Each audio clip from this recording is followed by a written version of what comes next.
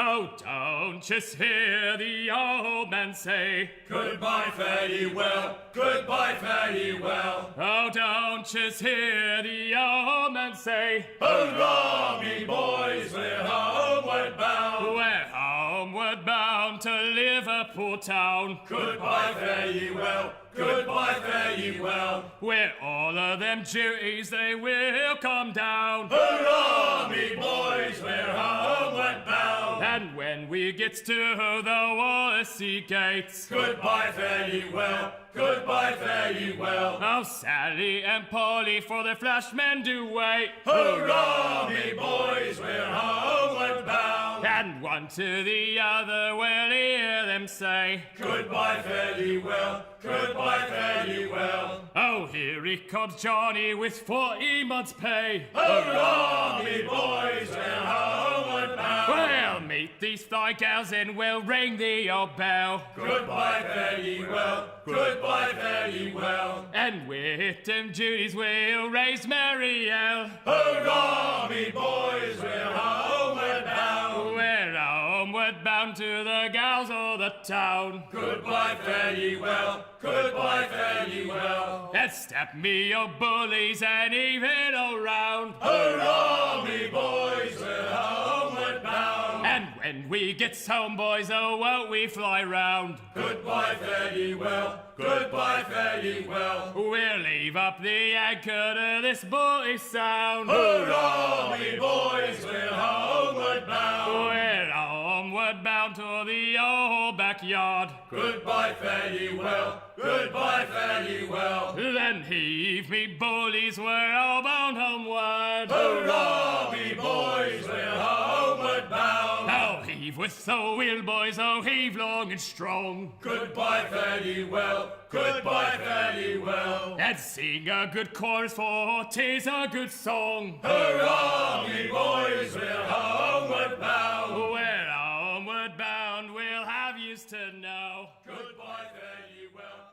goodbye, fare ye well. Good evening, everybody. How is everybody doing tonight? We're alive. We are. I was trying to wait on Max to finish putting her face on, I'm but almost done. I got impatient. So fine. we're live anyway. She just put her face on live TV. It's fine. How is everybody? Good. Functional. Good-ish. Don't make me laugh. Here. I'm here. Oh, because you're putting on makeup. I'm like, well, that's It's our in job. my eye. Don't make me laugh. It's in my eye. I think we Well, actually. I mean, there's this is a- going to be a pirate game. Maybe you need one eye. There's No. a chat command for things being in your eye. Oh God. No, look, seriously.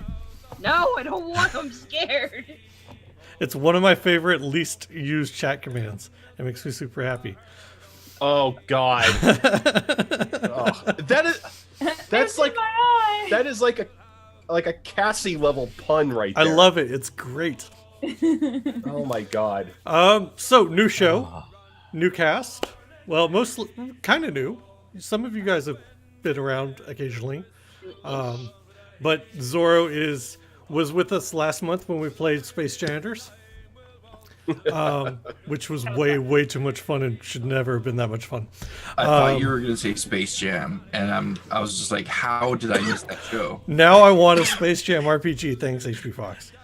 Somebody make this happen for me. Wizards, get on it. Right. Raven's Lark. Raven is a new cast member who is joining us for Keelhauled.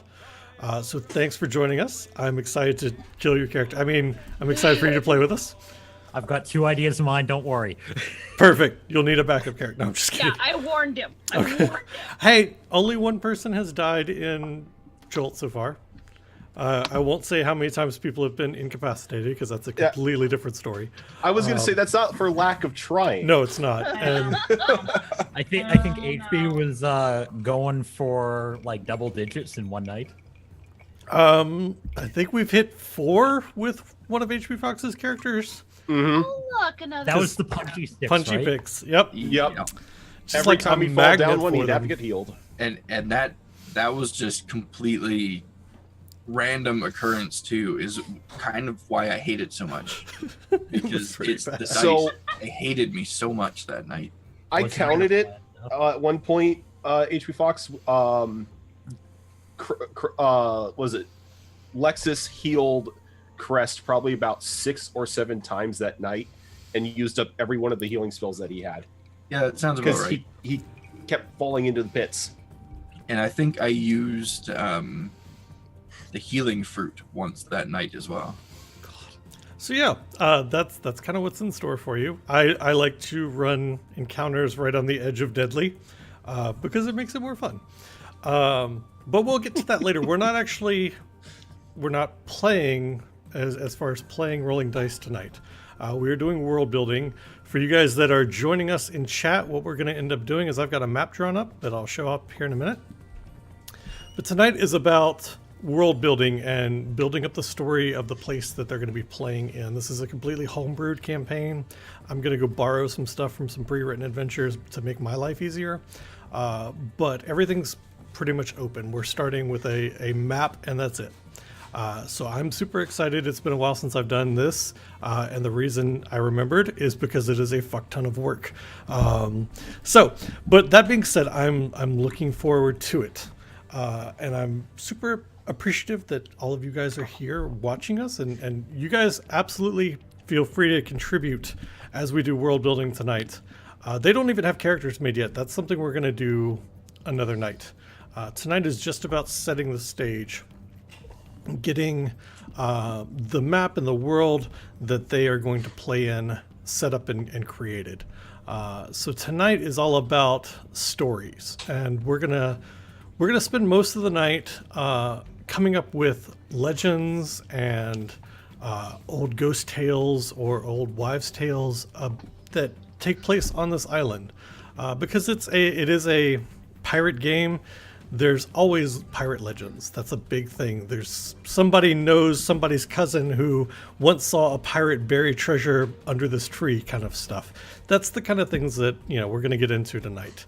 Those kind of stories, where this sunken treasure ship is, where this cove of sirens may exist, that kind of thing. So that's what we're going to do tonight. It's a little bit different from some of our other shows, but thanks for hanging out with us, and I definitely want you guys to contribute. If you hear somebody mention something and it sparks a legend, throw it in chat. Give us all of your ideas, and you guys help us build this world as well. So that's what's on the agenda for tonight. Before we get into that, though, how's everybody's week? Zora, what'd you get up to this week? Because you were last, I'm going to choose you first. That's totally fine. Oh goodness. So we've been cutting back on the company, so we've had a lot more on our workload. So lots of work, lots of work, lots of coffee. It's just been really not helpful. And yeah, that's it. Just busy with work. All I've been doing. You had a game release recently, right? I had 2 actually. 2 of them. Well done.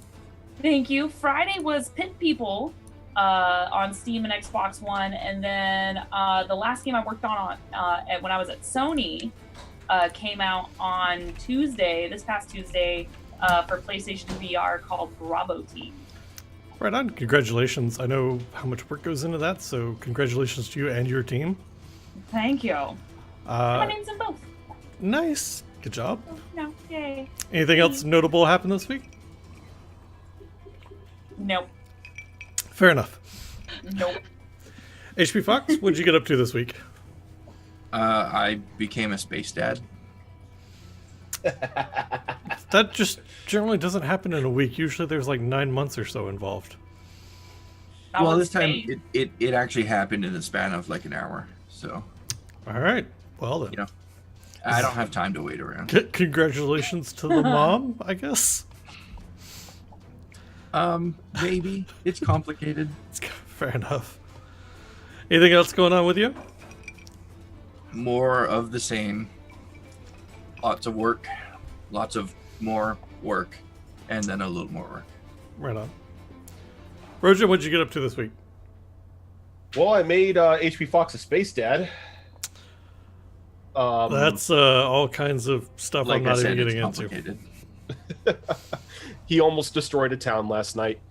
Was there a dog involved? Surprisingly, no. I am but surprised, actually. He got transformed into a giant void dragon, and the rest of the group and his twin sister had to technically put him down before he got out of hand. I mean, he's it's not HP dead, Fox. He's always out of hand. But he caused some notable destruction in one district of the city. Just been really looking forward to getting the move done. I move like 40 minutes away from where I'm at now on Saturday, so I'm just looking forward to just getting that behind me and getting everything fired up again. Right on. I can completely relate. I moved 5 miles from my old apartment to the new place, which you can see behind me. Yay! I'm so glad that that's mostly done with, and I never want to move again. I will, if I have to move again, I will drag everything I own out into the driveway, set it on fire, and just start from scratch. I feel like I'm complaining too much about having to move because I'm only having to move my room from my apartment, and it's already all boxed up. Everything's been in boxes for like 4 years now. So I only have to pack up a few things, and then you've got Imp over here who's like moved like an entire house over to another house. Yeah, and it's still not done. Like I've actually just said fuck it. I'm hiring a moving company for the rest of it because I'm done. I'm just like, you know what? I'll pay somebody $500 to move the rest of the shit. Fuck it. I'm done. Like, I don't know. I'm completely tired of it. But yeah, that's been my week. So with new moves, obvious, and new arrangements, obviously come new setups. So that being said, you guys in chat, if you are noticing drop frames, if my audio sounds weird, let me know. I think it should be fine. Everything I see says it's fine, but if weird shit starts happening, let me know. Max, how was your week? That was good. What is that giggle? That's Bex not having a sleeping schedule of any breed. Nope. Max sleeps? When did that start? So Max is delirious There we go. tonight. It's good to know. Mags.exe has already broken. No, sorry. I stayed up all night last night because I was hoping to, crash by the end of the stream and get back on a regular sleeping schedule. And I'm currently buzzing off of like a big old can of Red Bull. So this is like the residual. I was gonna say, so how'd that work out for you? I'll let you know when I die. Oh God. All right, and Ravens, welcome to the cast. Thank you. How was your week? And tell us a little bit about yourself. My week has been finding an absolute new addiction. Which bit one? About me. A new roguelike came out this week. Lovely game called Heroes of Hammerwatch. If you played the original, it's basically a procedurally generated roguelike thereof. Right on. So, anyways, I'm Raven, variety caster, multiple days a week. Yeah. There's not a whole lot to say. Fair enough. So, let's go ahead and unveil the map for the people at home so they get to see it. Oh, by the way, you guys at home, that side, that black box down there is not an error in the overlay. There will eventually be character information there. However, these guys don't have characters yet, so it's a black box for now. Eventually, there will be nice information scrolling through there. But at the moment, it's a big black box. Deal with it. So, this is the map. This is the world. Let me see if I can zoom that out a little bit so you guys can see the whole thing. This is the world that they're going to be playing in. We're pretty much going to confine the whole thing to an island. But I think it's big enough that we'll be able to get some good stories out of it. The reason that it's confined to an island is that it's the last safe haven for pirates in the world. There is a world beyond this island.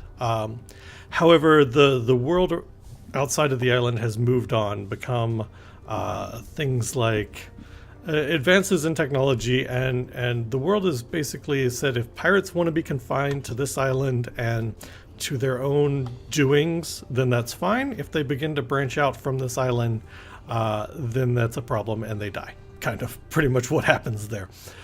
So pirates have confined themselves, or not confined themselves, but are safe on this island. This is their safe haven. Tonight, what we're doing, like I said earlier, is we're going to begin to build this world out a little bit with chat's help.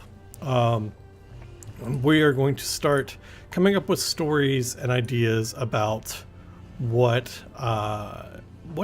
was here, legends, tales, that kind of fun stuff. And I have no pre-set up anything for this campaign other than this island and a couple of storylines in mind. So you guys are helping me and the rest of the crew kind of build this from the ground up.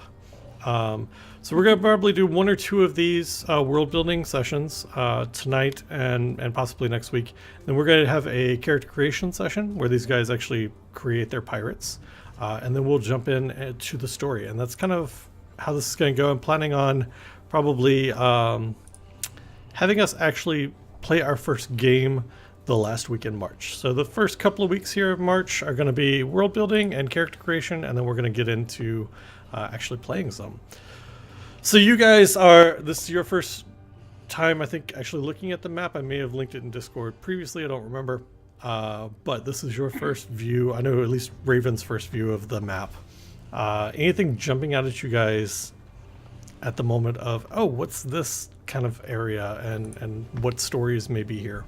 So my first question is, what is the scale of this island? Like, how many miles across is it, or I guess rather, how many days travel from coast to coast? If you're traveling from the west coast of the island to the east coast in kind of a as the crow flies straight line, it would probably take you 6 weeks.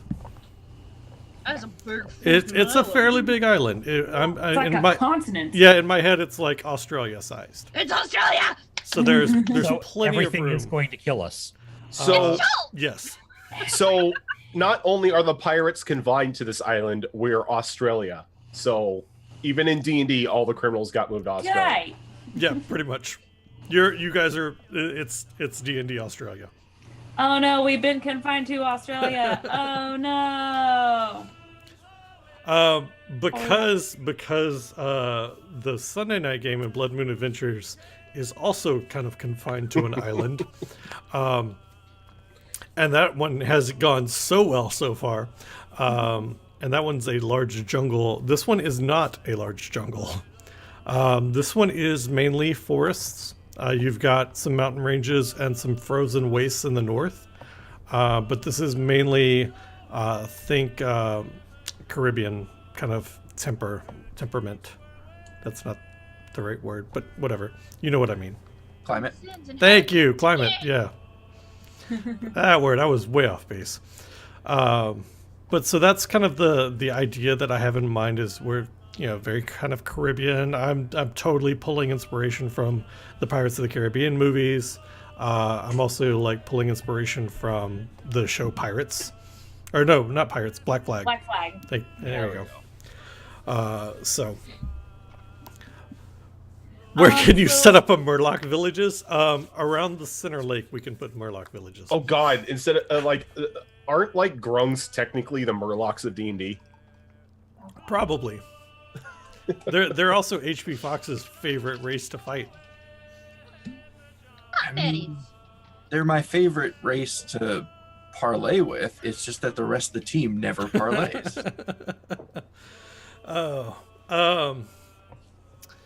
So I'm gonna to kick things off. I think I will give you guys like, hey, there's this, and you guys tell me a story about whatever this happens to be, and kind of motivate you and give you a jumping off point.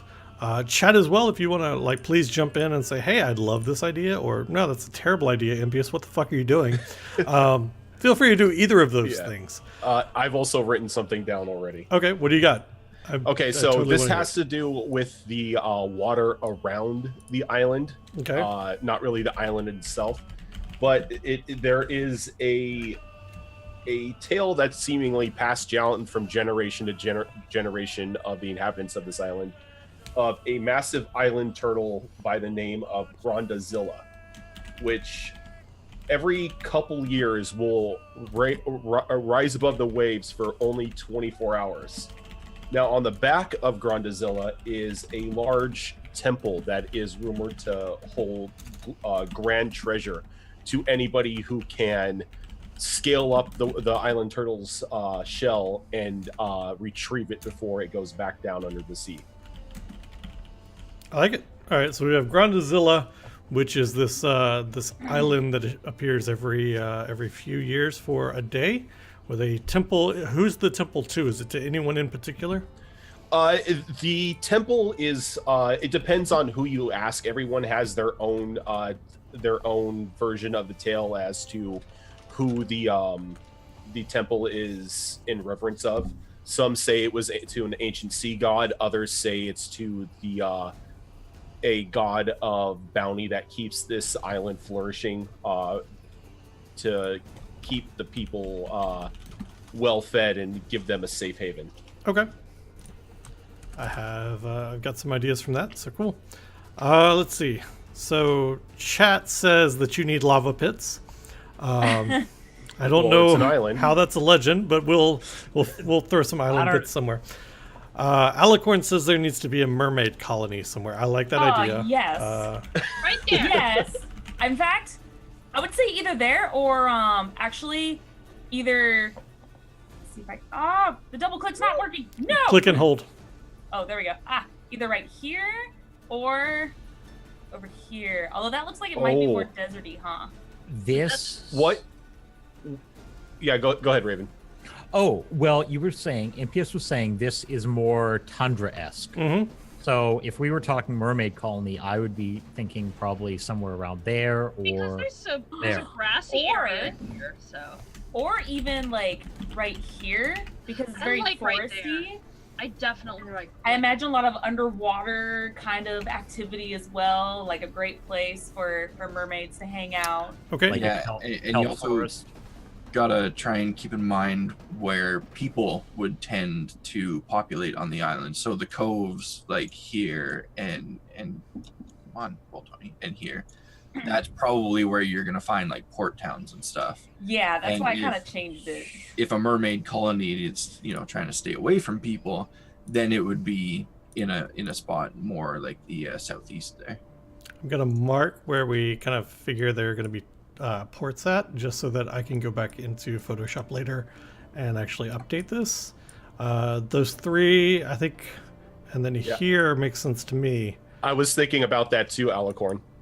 What if the small body of water inland actually connects to the sea There's just- via like underwater tunnels? Okay. Those two. And like the mermaids that wish to do business or converse with the island inhabitants go to that small inland water, that small inland body of water. All right, so talk about the mermaids a little bit. Are these benevolent mermaids or are these aggressive siren type mermaids? I think it depends on the weather. Oh, I like that. I picture them like the flesh-eating ones. Mm-hmm. But So I I'm wondering if we like kind of make them like the like if you look in the monster manual for dryads and like nymphs and whatnot, their actions are usually based around the people that they are interacting with. So this is an idea that is kind of coming out of the information that they're kind of leaking about the Feywild for 5th edition, and it's something I like, and you guys can kind of give me feedback on it. One of the things is they have creatures that represent emotion. So you have Fey that represent rage or wrath, or Fey that represent greed. What if we took the mermaids and had different factions of them, very inspired by those Feywild creatures, where you have I like that. these very wrathful mermaids, or you have these mermaids that are the traditional sailor, super busty. As much as I don't want to get into that, kind of that's the generic the generic run-of-the-mill mermaid. That's like Okay. exactly almost word for word what I was about to suggest, saying that they would. I picture them anyway to be like the Fae, in that you have some that are really kind and gentle and friendly, and then on the other side of that coin, you also have some that like just live purely to fuck up your day. Okay, Mhm. I like it. Wandering merchant who only lies. I like that idea actually a lot. Mike the liar has come to this island. Oh yeah, there's one of my troublemakers. I bet. Thank you for that idea, Vask. I'm stealing that. Okay, so let's go back into the mermaids a little bit, because I like the idea where that we're going with this, and I want to flesh it out a little bit more. I did post in chat an idea of maybe what they look like, so they don't look like human flesh, I guess, or more elemental in a Or- way. Or I completely based missed on that their- and don't see it, but I like where you're going with it, so I Oh. want to hear more. In the Zoom That- chat. Oh, in the That Zoom looks- chat. Okay.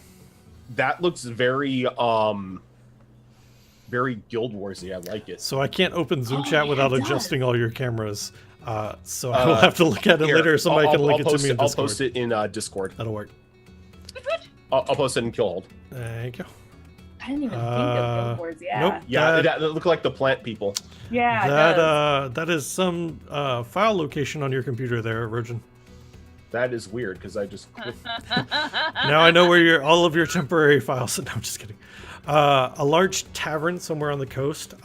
Definitely. Is this Roller? I like that idea, and I have questions about it. So I'm gonna come back. I'm gonna write it down and come back to it in just a minute. Yeah, it opens up as something as view only on the computer.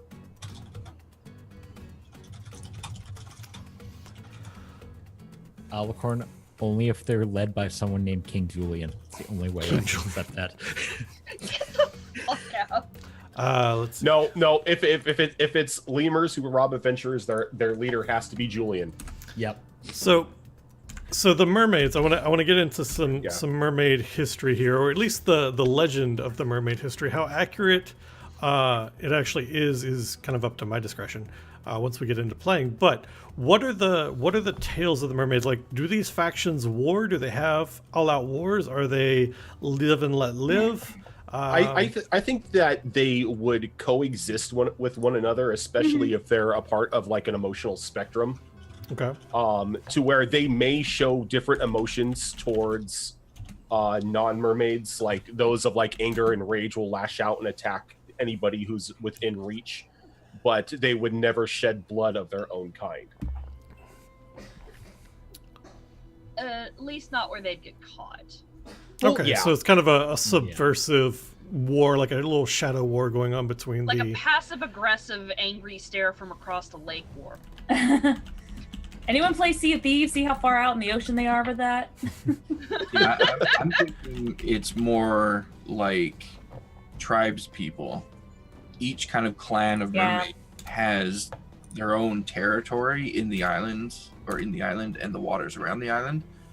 And as long as they don't cross into each other's territory, then it's generally okay. They don't go after each other. I But kind of like that. tribe wars can happen. So Yeah. it You'll So- also probably have like people that separate, or mermaids that separate off from the tribes and kind of wander throughout the waters and the islands doing their own thing. Okay. So would that kind of make the inland area Like a of water neutral zone. like a neutral zone or a moot zone? I like that, Yeah. 'cause I was just gonna say that. Like, they all have their own zones where you can find them easily. Or Yeah, you have to hunt actually, them down.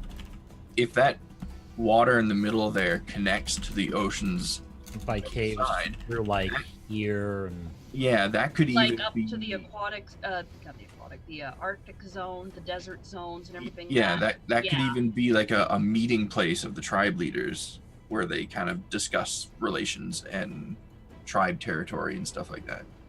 Okay. All right. So I want to go back to something that Roller suggested, because I've got some ideas for the mermaids now, and want to kind of get onto another thing, is a large kind of coastal tavern. And he's mentioning it actually being kind of a more like a town hall. In my head, it became this large, massive tavern that you always hear legends about, that you always kind of hear stories about, but you don't know anybody that's ever set foot into it. So tell me about this tavern. Why is it that no one's ever seen it? What makes it special? I think it's kind of like almost like a Valhalla style of tavern, to where only those who have proven themselves going through great lengths of heroism or courage are able to find the tavern and cross through its threshold. Yeah, it could be in that way similar to like the mansion spell that bards use. It's there, but it's not there, and you kind of have to have approval before you can even see it, type of thing. The extra dimensional ones. Mm-hmm. Yes. Okay. It's like a very select club. Should we put it on chicken legs? No, we should should not put it on chicken legs. Absolutely not. This, I just had to say it to see how okay, triggered to HP be Fox fair- Virgin would to get. be fair, I was thinking of an idea of like some sort of like Baba Yaga style creature or whatnot that is said to inhabit the island, and and make dealings with anybody who comes across their path. But I don't know if I want that in there. Okay.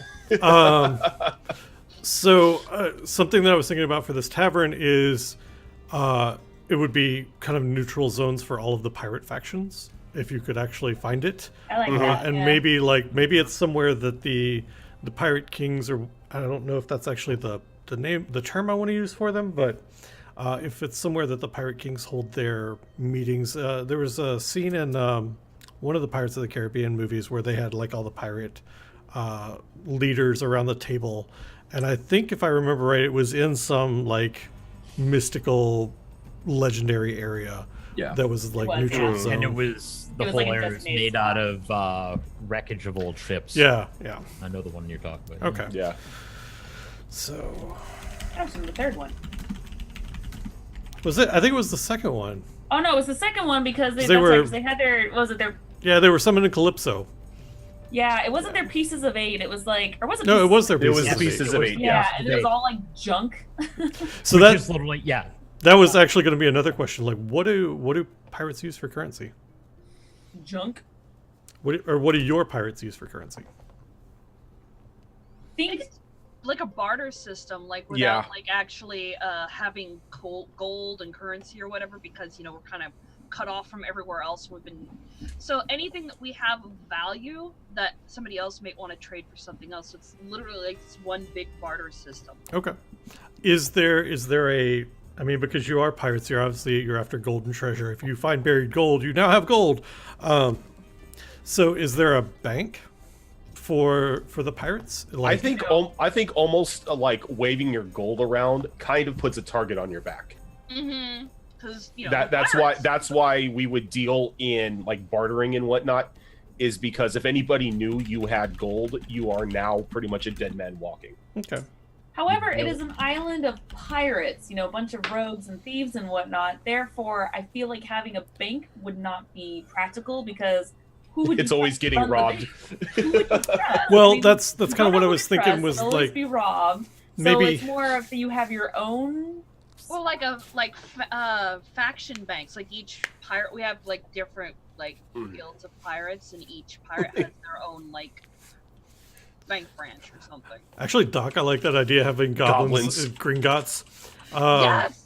But actually, what I was thinking was maybe that coastal tavern also has like a trading house in it, where if you do have like, hey, I found this chest full of buried gold, you can go there and get a voucher or something for it. Because I mean, you're pirates, you're after gold. That's kind of your main motivation. We need some standard of currency here. Otherwise, you're going to just be out harvesting coffee beans. Rupees. So I like the idea of maybe having some sort of neutral race on the island that runs something like Gringotts or some sort of trading house that you guys can go and, hey, we got, a bag of flour. All right, here's, 5 gold for it or something. Oh, I like it. Kind of on the note of a trading house, one thing I was kind of thinking of was maybe this island could have like a flotilla market that just kind of circles the island. It's a bunch of small ships, merchants and stuff that have kind of banded together to continuously go around the island, not just to do trades with people, but also to bring supplies from like the north of the island to the south of the island and stuff like that. I like it, and I already have in my head, and I'm going to throw this out there because you guys are, obviously input, but in my head it's all turtles. Yeah, It's all the turtle I race. was thinking. Makes sense. Okay, and I think that like maybe there's a giant dragon turtle that this thing is the main hub, and the rest of the ships are latched onto. That swims around the ocean or swims around the island. I like it. Okay. Anything with turtles has my thumbs up.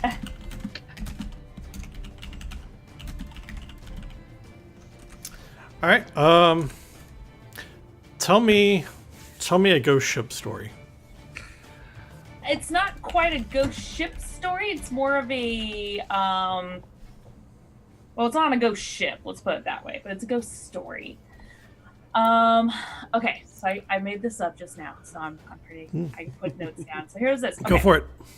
So Lady Amalia was a very pristine woman, married a royal from some far off country. Unfortunately, he passed. So she is by herself now, her and her 2 children.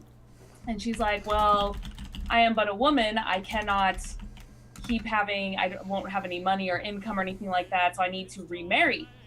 So she comes to this island, just traveling with her 2 children. And she comes across a traveling king from another country. She falls madly in love with him.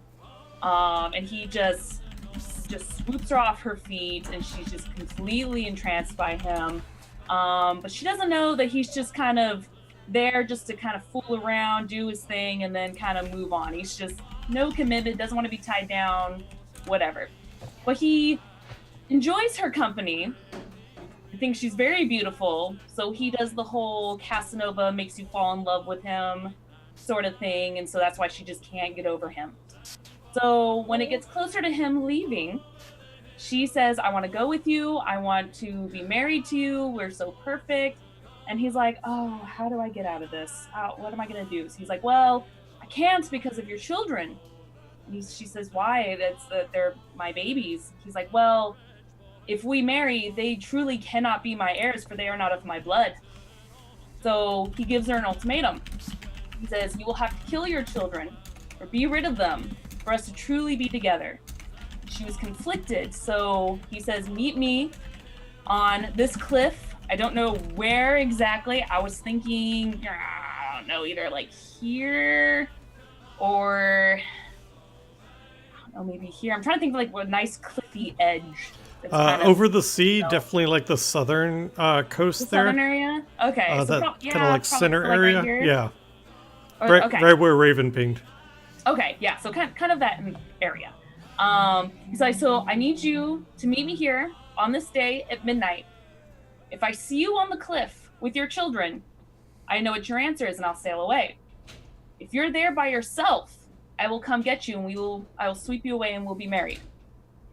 So she was completely conflicted, didn't know what to do, but she was so madly in love with him that she, without even realizing it, drowned her children in the ocean next to the cliff where they were supposed to meet. She was in a very simple white gown and waited for him on the cliff as a sign that she was ready. His ship she saw in the distance, and he didn't even bother to look, just kept sailing away. And driven by grief that she finally realized that he truly did not care about her, and she had this sin now of of murdering her own children that she fell from the cliff and killed herself. But now her spirit, thanks to her sin, keeps her there on that cliff in her white gown, waiting for the man she thought she loved to come and whisk her away. I like it. That's it. Got it. My cat's reaction, I love the idea. Yeah. It's that is a great story. I like that story a lot. So I have a ghost ship story, and I want to get your feedback. There's a ship that is captained around the island, and it's been captained by the same captain for the last 50 years, who seems not to age. His crew, every time that he makes port and hires more crew. Hang on just a second. Good night, kiddo. Night. See you in the morning. See you in the morning. Every time that he comes to port and looks for more crew, the offer is made, come work on my ship for a week, and then if you would like, you can take the position as captain if you can win the ship from me. And the story goes that people take him up on this offer. And so a game of chance is played, and those that win only captain the ship for a week before returning returning the title of captain to this guy who I don't have a name for. And it's said that once you become captain of the ship, that you're tied to it for eternity for some reason. And so there's some holes in the story that I haven't quite filled in, but that's kind of the idea of it. And I want you guys to like help me fill those in. My first reaction is, well, I guess I'm going after this ship now. Of course you would. Of course I would. How could I resist that?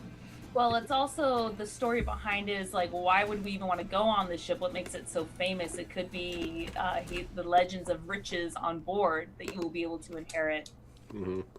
Very rare items, maybe even, and maybe one of those items among it is some sort of artifact that is actually bounding everyone to that ship. Now, what is the purpose of the ship, though? Like, if he's sailing around the island constantly and captaining this ship, like, the ship's got to have a purpose. Collecting souls. Maybe. Actually, that brings me to another question that I will throw out after this. What if the true captain of the ship is actually a brain in a jar in the underdeck of the ship, and anybody who signs on just becomes a mindless thrall of that brain? It's a mind flayer ship. Yeah. It's like it's got an ancient mind flayer brain in a jar in the below deck, or like even in the captain's quarters, and the captain himself is just a like undying thrall to this brain. Interesting. Ooh. Now, something I should tell chat. I've already kind of told you guys. This is a super low magic campaign, so there is magic available. It's just not practiced openly in public because it is one of those things that like will instantly have you either shunned or killed on sight. Yeah. It's a bad omen. Yeah. So that is one of the legends that magic for pirates is a bad omen for whatever reason. I'll talk about that when we get back from break. So let's go ahead and take our first break for the night. And then when we come back, I do want to talk about some more stories, but I'm also going to go over kind of what we've limited you guys to as far as classes and races, and kind of the reasons that I went that direction, and kind of because I don't think I ever gave you guys actual reasons that I went that way either. So we can talk about that when we come back. Let's go ahead and take our first break, and then we will come back here in just a little bit. You guys that are hanging out with us tonight as we world build for this new show, thanks for doing so. We really do appreciate it. We're going to get up, stretch legs, all that good fun stuff, and we will be back here momentarily. Thanks for hanging out.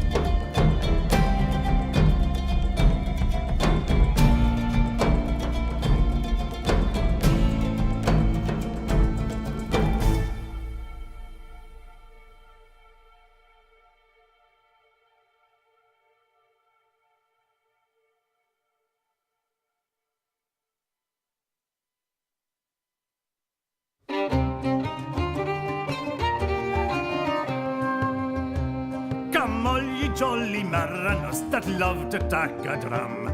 I'll tell ye how about the hat or the seas did come. He wrote a letter to his king the 11th of July to see he would accept of him his jovial company. Oh no, says the king, such things they cannot be. They tell me ye are a robber. All right, we're back. Welcome back, everybody. Not everybody speak up Thought at of a once. great Leviathan story. Oh yeah. We've got this.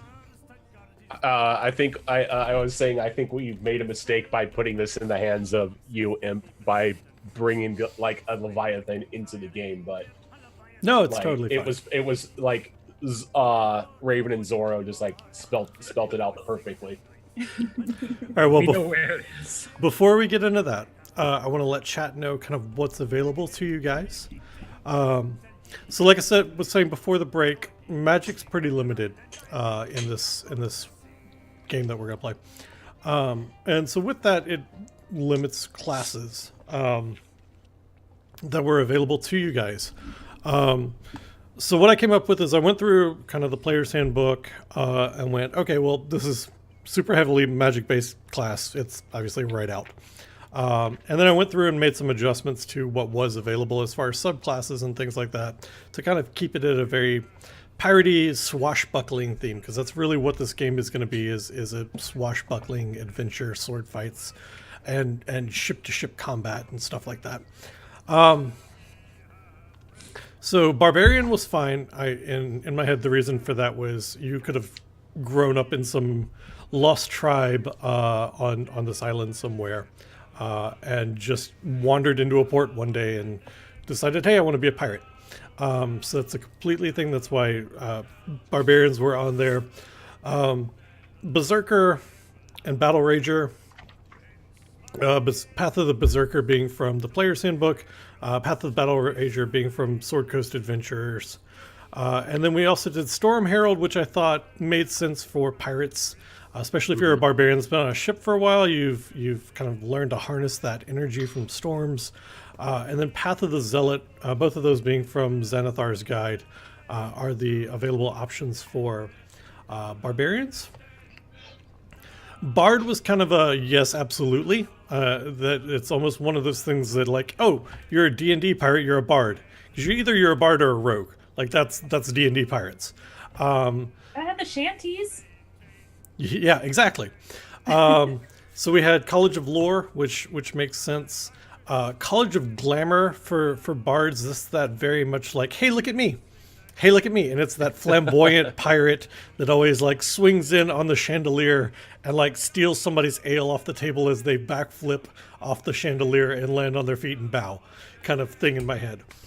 And I can't believe, wow, I just realized. I'm looking at the sheet and I completely misspelled swords on this. It became swards, and I feel like it's like apparently I was channeling my my inner Schwartz. See, I was hoping you wouldn't notice that because I'm gonna be a College of Swords bard. You're gonna be a College of Swads. Anytime it was mentioned during the campaign, I was gonna say swards. No, you're just a pirate from Boston. It's fine. Yeah, you're. I was gonna say you're a Boston pirate bard. And then College of Whispers, which was a new introduction from Xanathar's Guide for the bards, and it is very much that bard that like uses blackmail and learns everyone's secrets and uses it to pit people against each other and kind of pulls the strings in the background. Instead of being that bard that's in the spotlight, it's the bard that everybody knows, but is just kind of, he knows everybody's secrets. So that felt like a good RP role-playing approach that might be a little bit different. And that's definitely a piratey thing to do, is like, hey, let me buy you some ale and learn all your secrets so that I can blackmail you later with them, kind of thing. So Cleric, I threw in, and it was kind of one of those things that I went back and forth on Cleric for a bit, because it is technically magic, but I also didn't want to not give you guys a way to heal each other. because you. I know how Beer. I run adventures, and you. it's you probably need one. So, but I did kind of narrow the subclass down for cleric.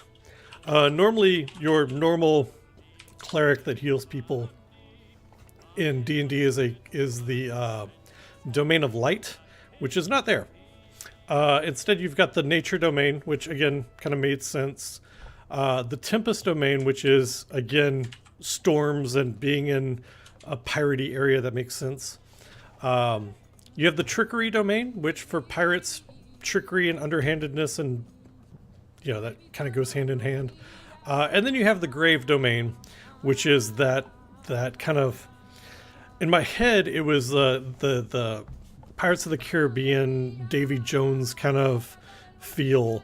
Like, he's got that like, yeah, you're dead, but you're also serving me kind of thing. And so grave domain kind of felt like it fit.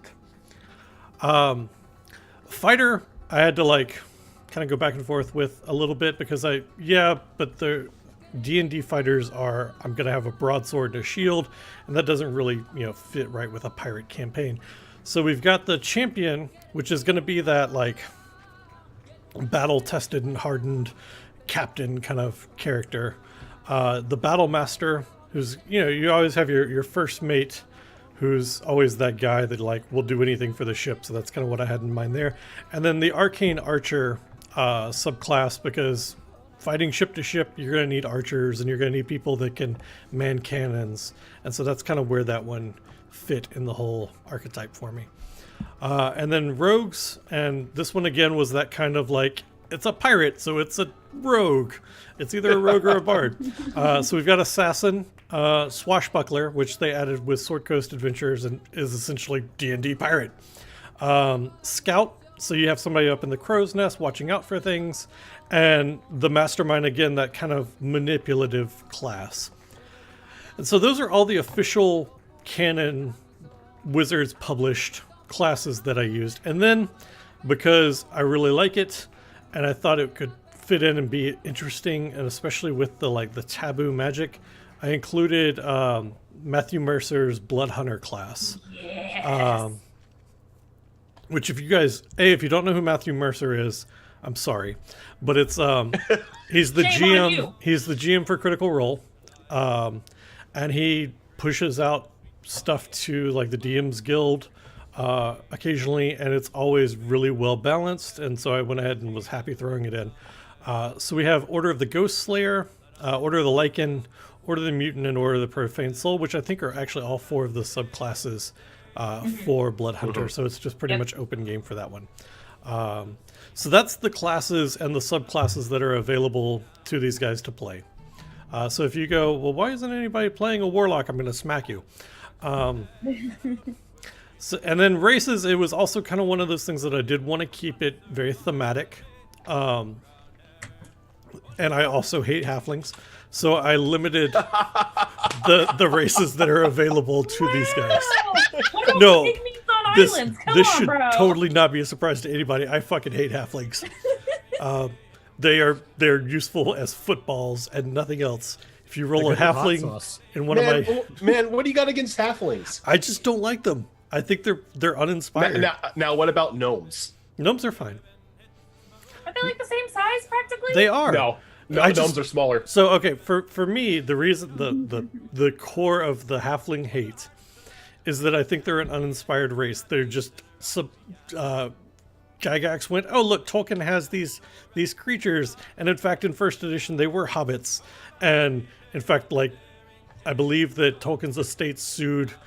I think at the time it was TSR over the use of halflings or the use of hobbits, and they got turned into halflings.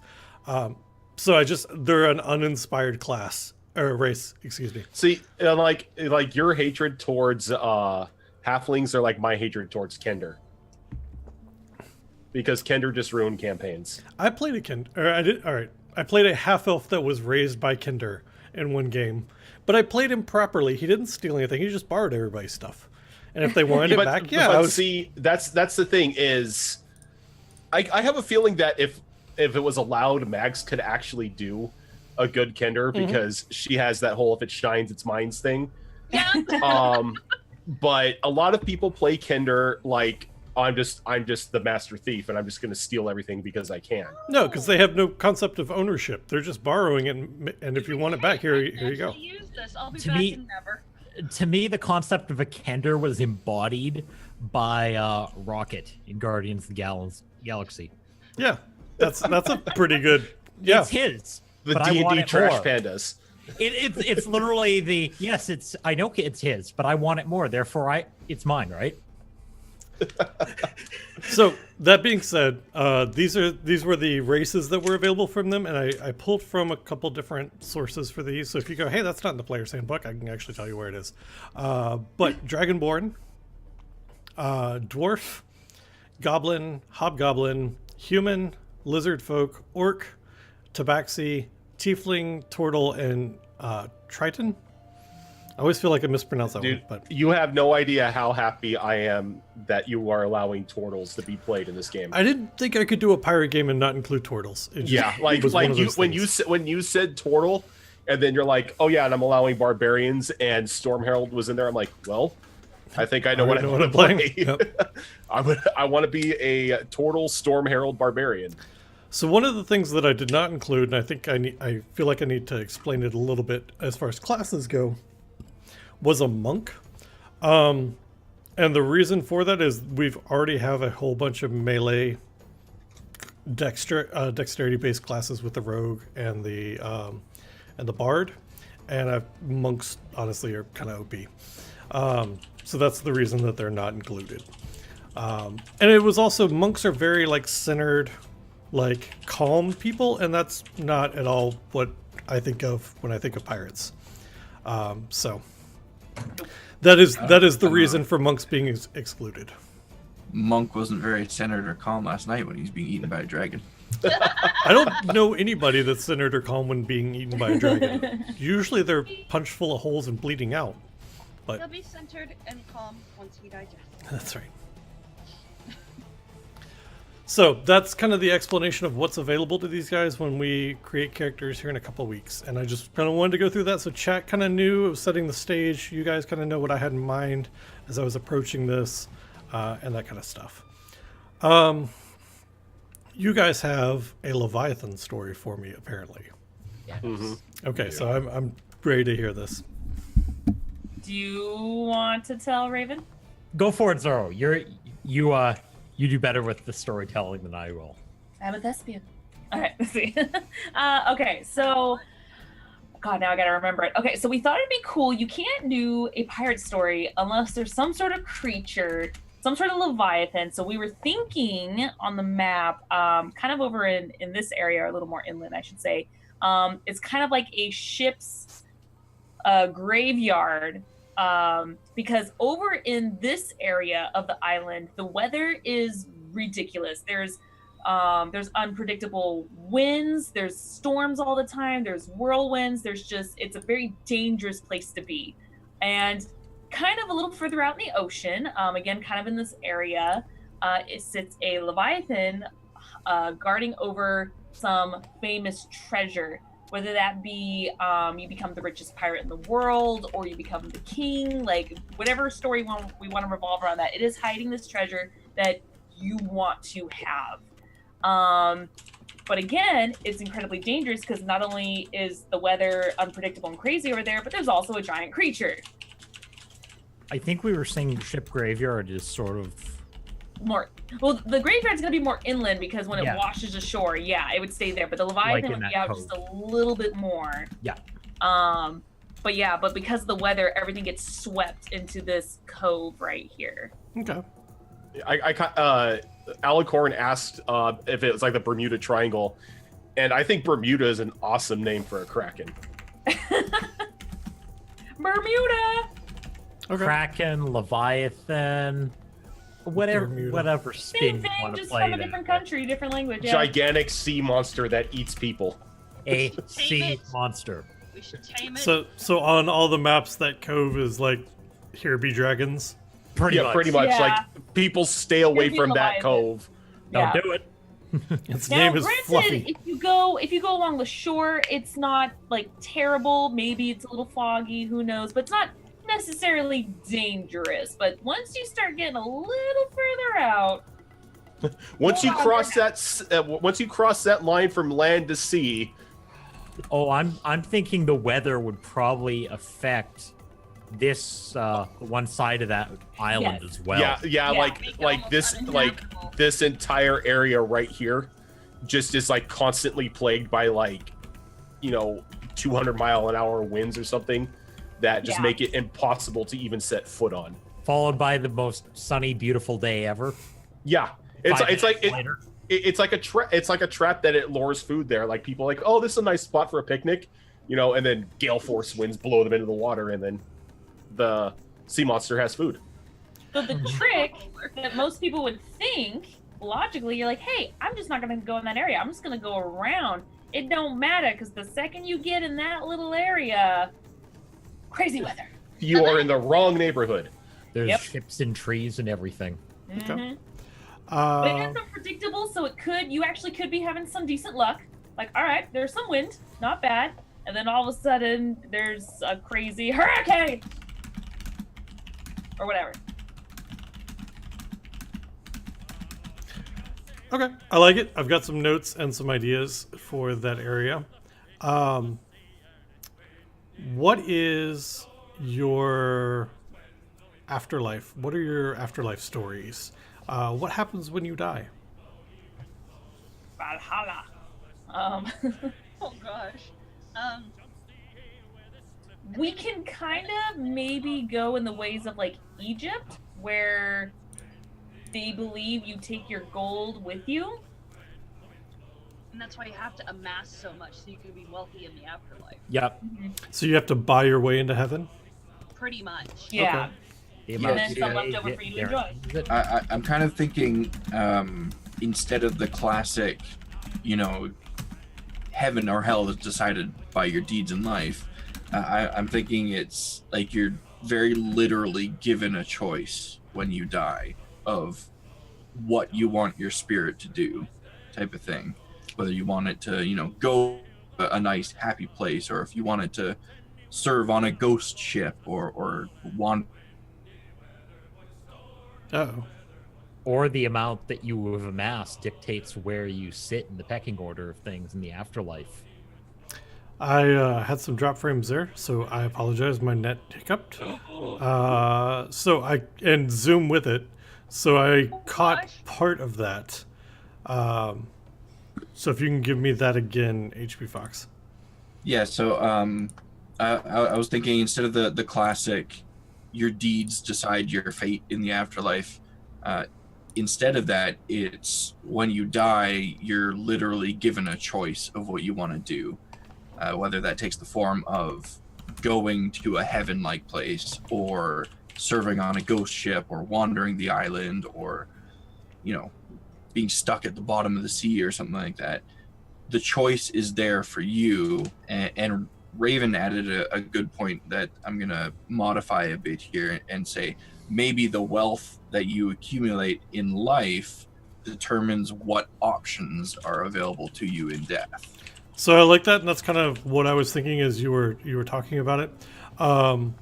So when you die, depending on the amount of wealth that you've amassed, you can either go serve time on a ghost ship somewhere, in which case you continue to amass wealth, or your amount of wealth that you have dictates how much time you have to spend serving on this ship, to buy your way past whatever, like because it's a pirate, let's do the ferryman for the river Styx kind of idea, where you have to pay the ferryman so much, if you don't have enough to pay him, you have to go work off the rest of that debt by serving on a ghost ship. Yeah, something like that. Okay. That's good. I like where that's going. Okay, so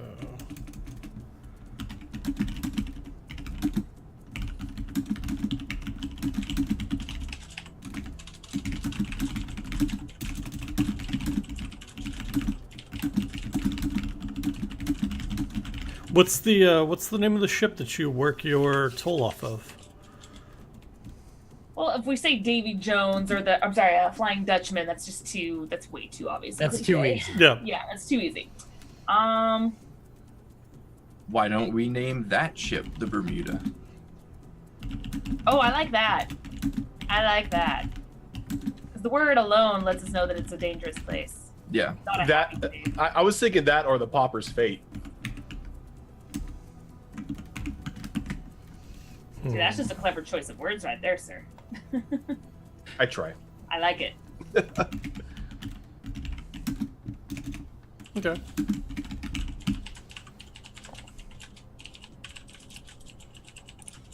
Got it. All right. Awesome. So we now have a. And where do you go after you cross the river, or pay for your toll into the port, as it probably is more likely than crossing a river? We could simplify it and just call it Paradise. Okay. Port Where all Paradise. pirates dream. So when you die, you have to pay a toll to enter Port Paradise, and if you can't pay your toll, then you work off your remaining debt on the Pauper's Fate. Yes. All right, cool. I like it. Yeah. All right, so let's see, what else do we have here? And that kind of is like the whole, amassing amounts of money. I mean, what's a good pirate area without some fighting? Like a little arena where grudges and whatnot can be settled. Okay. Like I'm thinking, like it takes up like a small part of the island, maybe off of one of the port cities, and the arena itself is made up of the hulls of broken ships. And this is like a ground where pirates will come to settle their disputes or grudges, or those who are just looking to win a bit of glory in the eyes of their comrades. Of course, because this is a pirate society, there are constant bets and wagers made on every fight. And this tends to be where all pirate faction matters are settled, is in the spilling of blood.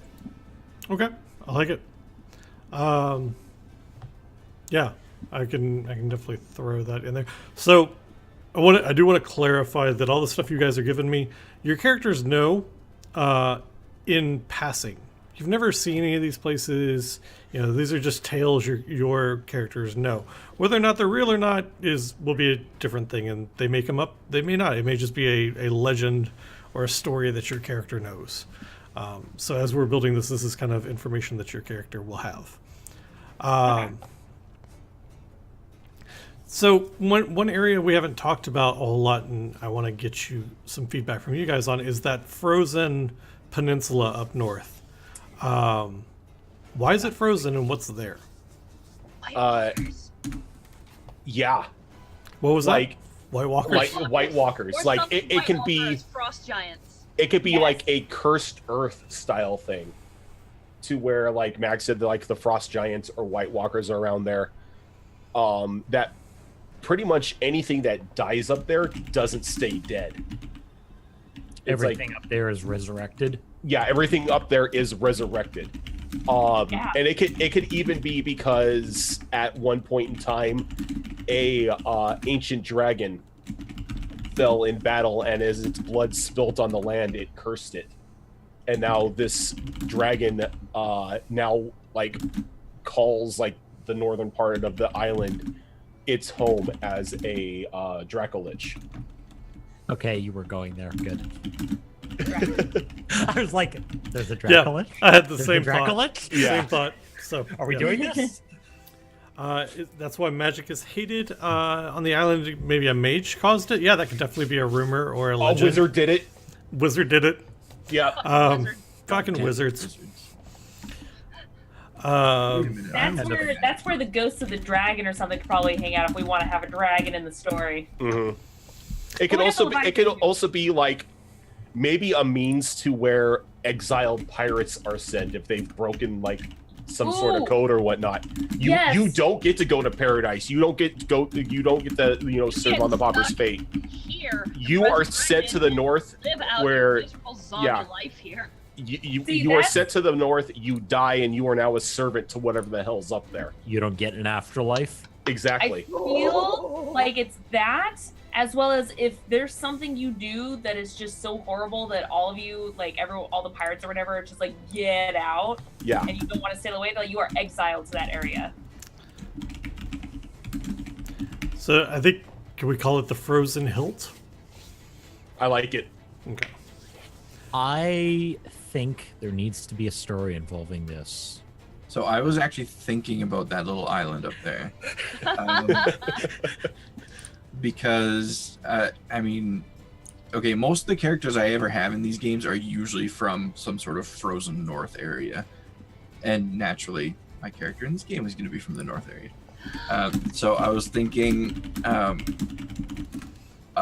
good tale maybe for that little island up there is that it's actually a guarded passageway to maybe like an underwater, not civilization, because that's on too grand of a scale, but like an underwater temple or something maybe that holds like a highly valuable but also cursed item that could give its bearer like infinite wealth or everlasting life or something like that, but at a heavy cost type of thing. That's like the what's it called? The monkey's paw. The Fountain of Youth, kind of. Ooh. Yeah, Alucorn did mention in chat earlier Fountain of Youth, so maybe that could be the passageway to the temple that holds the fountain.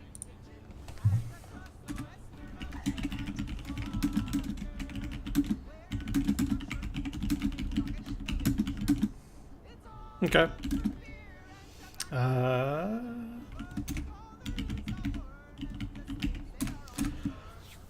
There was Doc mentioned something earlier, and I wanted to come back to it. Old legends of how the island was created is actually the skeleton of a giant leviathan or sea turtle. What's the story on how this island came to be? Could be the shell of a giant sea turtle. Yup. Yeah. It could.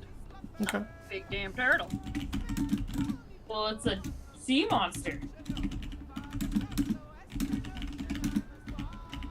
The shell of a dead giant sea turtle, I should add as well.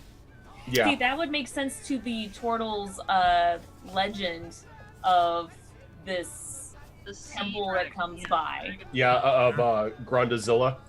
Yes. Yeah. Okay, so Maybe like Grandazilla is like a descendant of the sea turtle. So that's the turtle's legend of how the island came to be.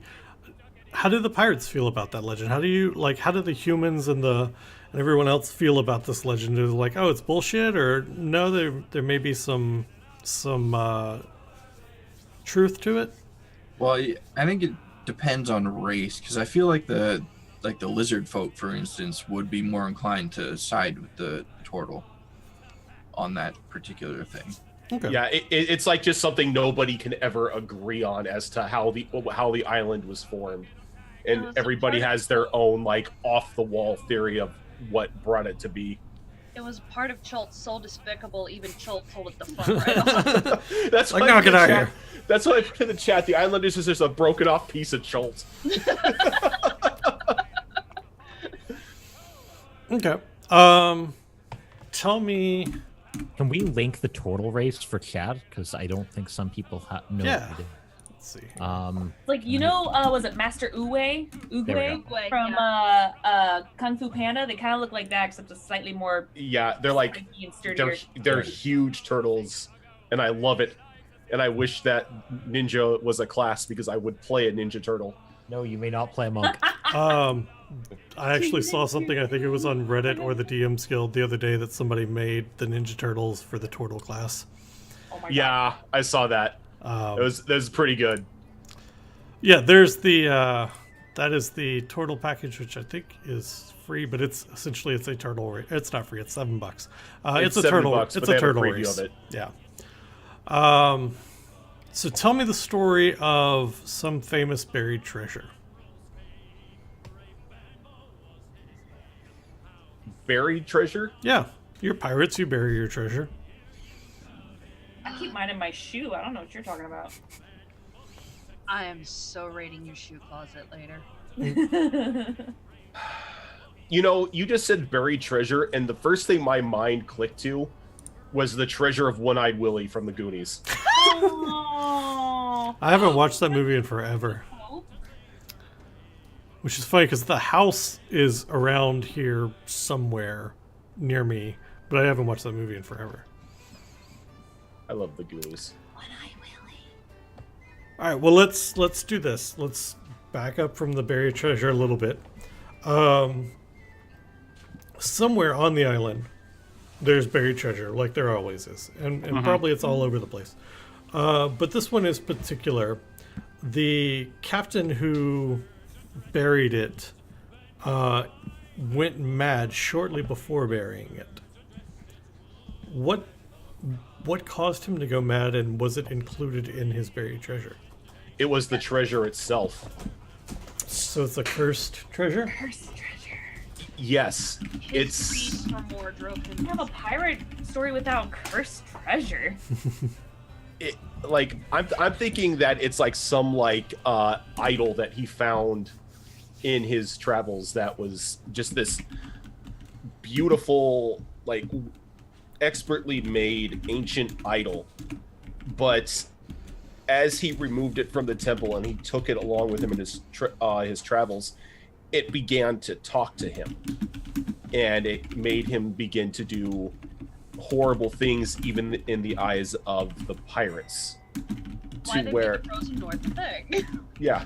To where, what's that? Yeah, it's pretty much made out of red lyrium, to the point to where one night he slaughters half his crew, because he thinks he's after his prized idol. They're after me, lucky idol.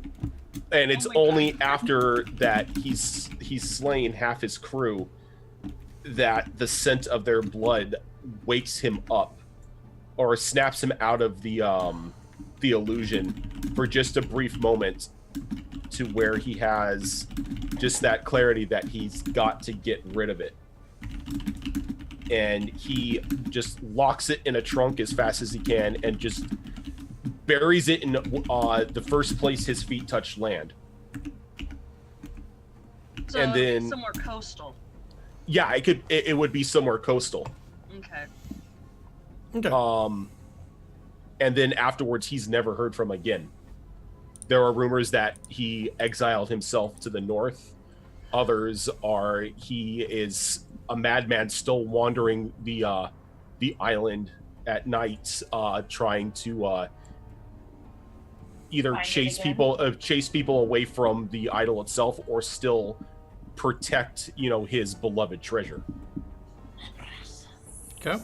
Even I think tying kind of in with that.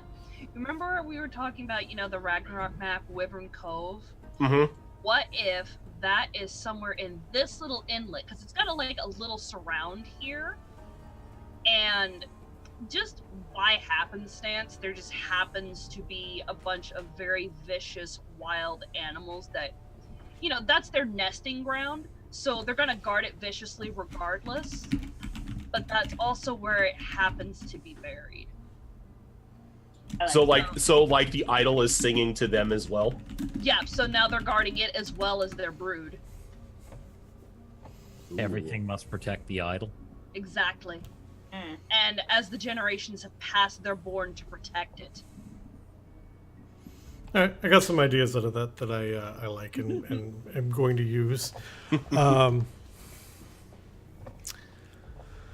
What else? Vets mentioned something very interesting in chat. Okay. If you're up for, I think he was talking about the forest way down here. Okay. Let me, yeah. An insect that causes literally day blindness and hydrophobia for a period of time after bitten. But it only exists down here. Okay, so that southeastern portion, looking at it, it's definitely what I was doing with that was definitely a heavy, thick forest or jungle kind of area. So I like the idea of that insect. It's probably not an area that's populated by. There's probably no ports around that area because it is just dense and hard to navigate. Like no light can pierce it. Yeah, like Cholt. I Cholt. didn't want to. I didn't want to do Cholt. a Cholt, but yeah, it's definitely the kind of that area. So let's add some wire. Why is that area avoided, other than kind of these insects and the difficulty to navigate? Because They I mean, look after like- a time, you'd still go and you'd chop down trees and you'd make it more inhabitable, but for whatever reason, this little island peninsula has that's not happened to it. Why? The forest is literally alive. Yeah. Like anybody who goes in trying to take an axe to a tree to harvest the wood or whatnot, Is never heard from again. yeah, is never heard from again because the trees and the plant life itself defend themselves. Like Okay. choking vines and And shit like that. Yeah, and like deeper into the jungles, you actually have like a small collective of treants that have just made this forest their home, and they will do anything to keep non-plant life out of here. Okay, so And to feed into the idea of why is magic hated, created by xenophobic druids. There we go. Oh God! Oh my god. Yes! so now I'm gonna. Weird has a good point too. Maybe a druid tribe lives in there. Yeah. Maybe they like the druids themselves have become become one with the plants, to where like if anybody lays eyes on them, you just see these like human looking people, but they've got plants and branches and stuff growing out of their flesh. Okay, so now I have a follow-up question to that to kind of turn it on its head a little bit. Why would you want to go there? Treasure! Ooh, ooh, ooh. Okay, I got an idea. Okay, so just going with the druids thing. So they're very spiritual. They're very into nature. So my first thought was like Wiccans, how they do the gems and the stones and stuff like that for each stone represents something like good luck, love, all that different stuff. There are special, very rare gems hidden in like the walls of the caves and maybe in trees or something like that, like in the bark, that are very rare and special. And to the druids, they're sacred and they're part of their culture, while to everyone else, they're worth some cachet. Okay. Doc has a really good input. The wood from the trees makes ship as hard as iron. Okay. That too. Ooh, ironwood trees. Ooh, yes. Or the wood would regrow, so building a ship out of it would mean you could have a ship that would never sink. Oh, like a self-regenerating ship. Yes. Yeah. That's where we get our wood to go to the Leviathan. But we gotta get the wood first, and oh God. It's an Xenophobic druids. adventure. Xenophobic druids and giant mosquitoes. Can we parlay with druids, or is that just gonna be a death sentence? It's like Next, can dire we- mosquitoes. That's all I need to say. dire mosquitoes. Yeah, and it's like if you do go into this jungle, the only way you can see it is if those insects bite you, Mm-hmm. because it's so dense and it's so thick that there is no light in that jungle that you can only see with the night vision or the dark vision. But special on the flip side, you're absolutely terrified of water afterwards, so leaving by a boat isn't Yep. an option. And the plants are, since like there's no sunlight to grant it, the plants inside the Bioluminescent jungle forest. bioluminescent, and they feed off blood. I like where this is going. Like Kind of like what Mags was going off with, like the moving vines. My idea Yeah. was further with like the what do they call the Venus flytraps and everything with like the Mhm. blood that kind of helps. Yeah. Like there was these trees in like the not Dragon Age, but Dragonlance book series, that the trees themselves had these thorny vines that would reach out into like the roads and whatnot, and would trip people and tangle them up and start to like drink their blood. Okay. I've got some good inspiration there. Chad is trying to kill us. Oh, that's the thing. Chat will try to kill us, This is chill. or try to save us. So they can kill us later. Yep. Because they want it to be their fault that we're dead. So, Wisp has a question noticing the expanse of desert, and I'm going to assume he's or she is referring to this southern area here that we had the legend of. I forgot her name. I have to go look at my notes. The legend of Lady Amalia, who threw herself from the cliff. What else is going on in that kind of deserty area? No, I think Weird is actually referring to this here. This giant desert on the other that separates the forest from everything else. That is actually a mountain range. That is a mountain range. That is a mountain range. Okay. So we do need to get into stories about the mountains as well and what may be there. So those are two areas that we can definitely focus on. Oh God! Pirate dwarves. The cat scorpion. That was actually in one of the monster manuals. I'm trying to remember what it was. It's a Manticore? Manticore? No. There are manticores. Or lions. They go Wait. under ground? Oh shit! I forget their name, It's and not the Displacer Beast. It's not the Displacer Beasts. I know what you're talking about. Now I'm pulling out every monster manual that I have. At least you're doing it, not me. The only ones I can think of that fit that description off the top of my head are a Sphinx, a Manticore, and a Displacer Beast. So There's a different. It's a different type of Sphinx creature. It's got like the body. It's got like the face of a lion. Yeah, I want to say it was in an Oathbound book as well. Give me a moment. So I'm like flipping through every page. Is it? Well, the Sphinx has got. If we go to like just the Forgotten Realm Sphinx, it is a lion face, less of the like Egyptian Sphinx and more of the like Greek Sphinx. The Greek Sphinx is more lion. Egyptian has a female face with a lion's body. Yeah. Spider hybrids that roam. Wisp, I love it. What is this? This is. Oh. Wait, are you talking like That's a literally Manticore. a Drider, but instead of drow, like Like cat half spot? human, half spider or whatnot. The bottom half is like a scorpion. The top half yeah, is a cat. because like the rider. because the only like what I'm getting is anybody who played the Rod of Seven Parts back in like AD&D. Like I'm thinking like when like human spider hybrid, I'm thinking like Mishka the wolf spider, where it was just this huge Chimera? a chimera. Oh, God, chimeras could technically be anything. 'Cause the exact definition of them are three creatures combined into one body. So that could be, we could mix and match that all we want.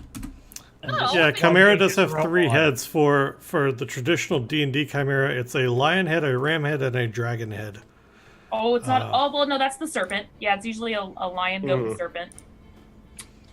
There are in the Tome of Beasts. There are also scorpion people, which are what it sounds like. They are lower half of a scorpion, upper half of like a humanoid. Which sounds like it'd be a Drider, except for a scorpion instead of a spider. Which still not awesome. So we're from the sound of things, though, it sounds like we're talking about this desert area being kind of that area that is populated with manticores and chimeras and sphinx, and just probably not somewhere super friendly. Here, there, add that in there. is that a baboon and a gorilla? No, that is a cat. That is a cat, but built like a horse. Okay. Oh Jesus! Yeah, it's called That's a fine. kit. Multicore. Goddamn roller. So I'm getting from talking this through and kind of listening to what we're talking about.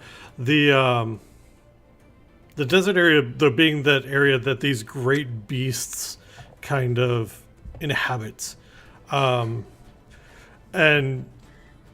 it's one of those areas that you kind of stay out of unless you're there for a specific reason. And so I'm trying to think of through reasons on why you would be there, or what you would go there for.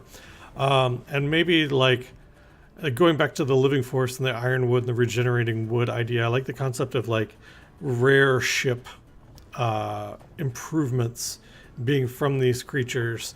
So maybe the leather of the manticores or the chimeras, whatever happens to be there, is ideal for ship sails. But it could be also it could be ideal for like things like sails or even like day-to-day wear. Like manicore leather would be, you know, something sought after by people who want, you know, a little bit of protection but don't want to weigh themselves down with anything too heavy. Okay. And due to the area it's from, it would probably be fairly resistant to heat. Mm-hmm. Kind of like a Some- like a leathery version of like mithril armor, sort of, where it's like incredibly tough Yeah. but lightweight. And like the manicore poison would fetch a nice little price for certain factions. Or if you just want to, you know, coat your own weapon in it. Rogue, any assassin rogue types would be after the poison from it. We could also, it could also be used for some medicinal uses, whether it just cures certain pains or something like that when mixed properly with other chemicals. So it could fetch a high price for certain medical fields as well. Okay.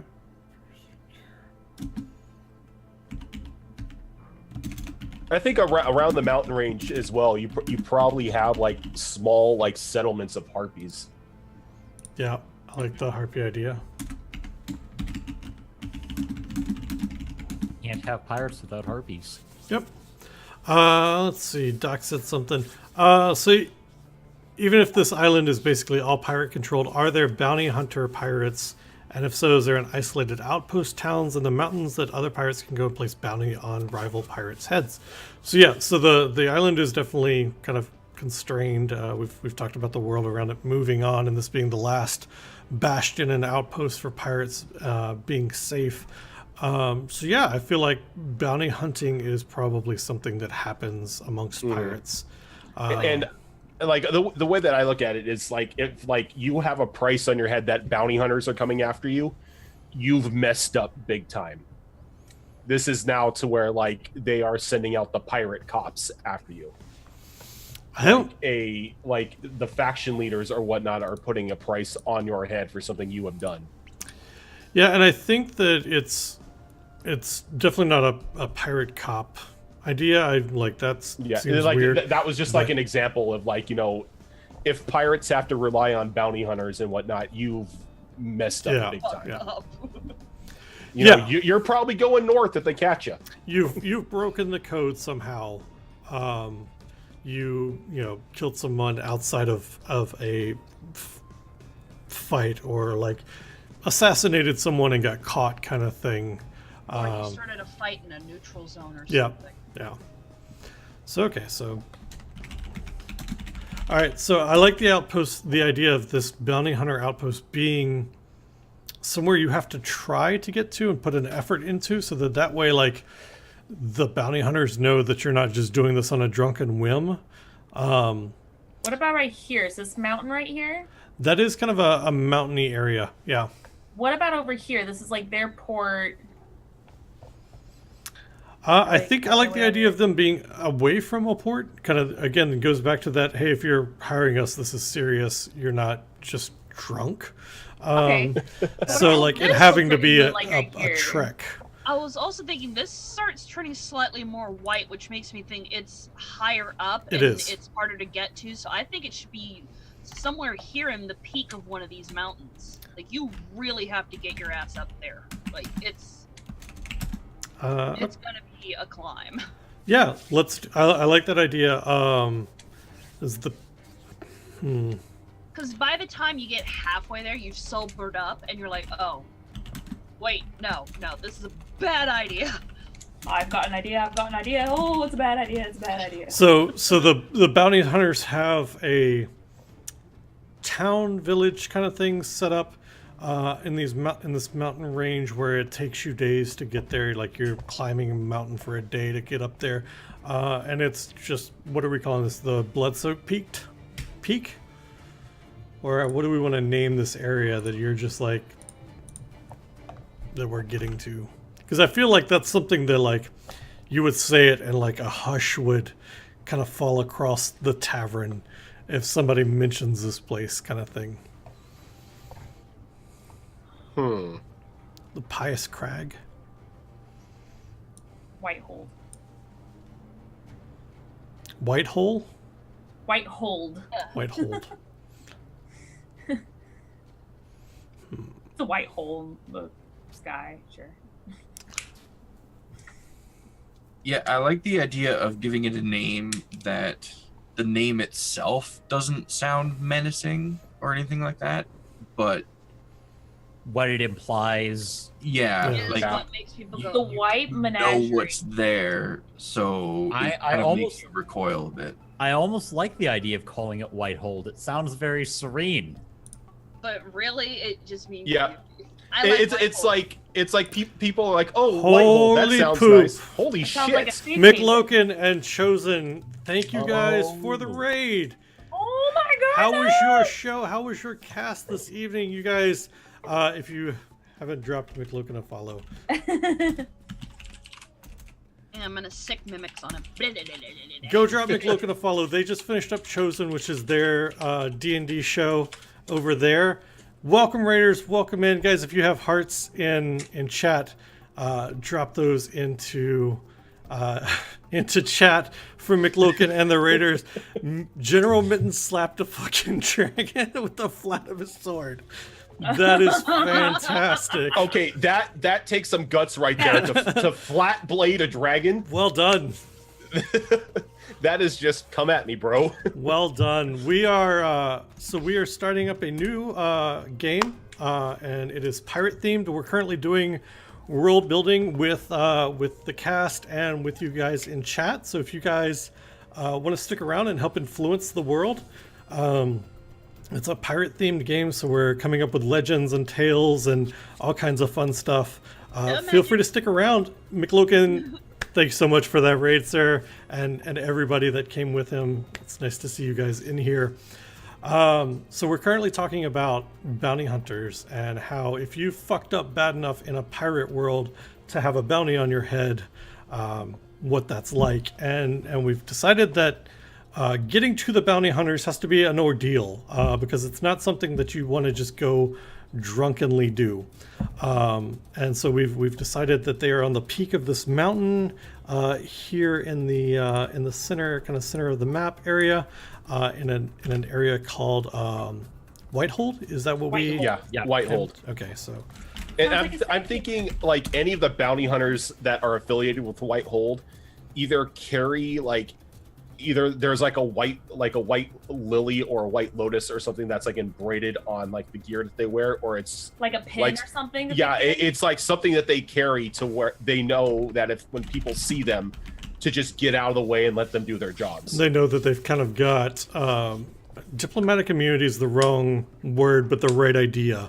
Yeah. Yeah. Permission from all the They're different sanctioned. There we go. They're Yeah, they're sanctioned to sanctioned. be able to go and That's do what we're looking for. what they need to do. Okay. Yeah, and if the bounty hunters from Whitehold, come into your tavern, you just get out of the way and let them do with business.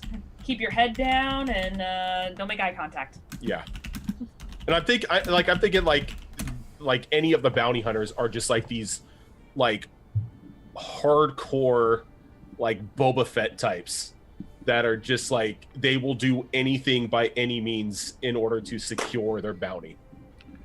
They have like in my head, it's almost getting to like the League of Assassins with Ra's al Ghul kind of Yeah. thing. They Yeah. train from Yeah. childhood to kind of do this, and it's kind of the only life that they really know. Yep. Yeah. Okay. I have a horrible question. Yep. Are you doing airships in all of this? So I've thought about it. I think that would be lovely coming out of Whitehold. Oh, if they had like their But they're own the airship, only ones that have it. The So they- only ones. so that they don't have to they don't have to make that long trek or anything. They just like come descending down in this grand airship. You see an airship, that is the last thing you ever want to see. Okay. Yeah, I think we can go with that idea. Because the rest of the world, like we've kind of talked about earlier, has moved on, has advanced, and leaving this little portion of this island for the pirates. And so somewhere out in the world, airships are definitely a possibility. And the White Hold has kind of, or the Order of the White Lotus, however we want to really kind of call these guys, has gotten their hands on a few or a fleet that they use when they're doing their undertakings. Okay. And like I think in that sense, like any other of the residents on the land only refer to those like the airship or airships as the end. Okay. I like it. All right, so we've kind of talked about that. There was another area that we were going to talk about. Oh, it was the mountains. So we talked about the desert area a little bit there at the southern coast. And we were going to talk about kind of these mountain ranges that go through. We've got Whitehold, and let me kind of mark this somewhere. Right there. Yeah. So this is Whitehold. What about the rest of this? What about this eastern range? You've got this mountain range that literally starts up here and goes meandering through the entire continent. I have a question.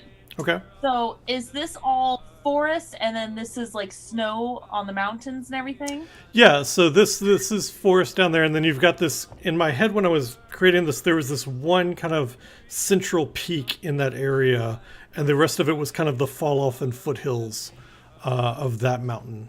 Okay, I have an idea, and if we don't want to do it, that is totally fine. But since I was planning on being a blood hunter, I was thinking that would kind of be an area of where the headquarters are for their temple to do their blood rituals. And by blood rituals, I mean like their blessings and stuff like that. And just their orders, because I mean they're an official order and whatnot, so they can have like a temple or something over here where they are allowed to go. Okay, so kind of like instead of a monastic order, we'd end up having like this blood hunter lodge kind of thing in that area. And yeah, it's not Check, the can't see official what I'm talking headquarters. It's just like it's like if you go to someplace and there's like a temple, you go, do your, pay your respects, move on kind of thing. It's kind of that. It's just like a place where blood hunters can go and do whatever they will, but it's not like the headquarters or anything. Sort of like their holy ground. Yeah. I mean, as holy as you can get with a blood hunter. Oh yeah. Because like when you say like a blood hunter temple, the only thing that I'm thinking of is like a very like gothic like style building that you would see that's just been ripped out of Bloodborne. No, just like well, yes, but no, but in my head, there are these like hunting lodges almost that are set up, and they're these kind of welcoming areas for blood hunters where Yeah. they may feel out of place in the rest of the island, the rest of the world, but it's somewhere where they can kind of come, and they may get there and they just may have bad timing and nobody else be there, but it's somewhere that they can be kind of alone with their thoughts, and it's a safe space for them. Or Yeah. it may just be that they get there and it's a tavern, or it's got that tavern celebratory atmosphere if they happen to walk in at the right time, and that there are these lodges that are dotted kind of across the map.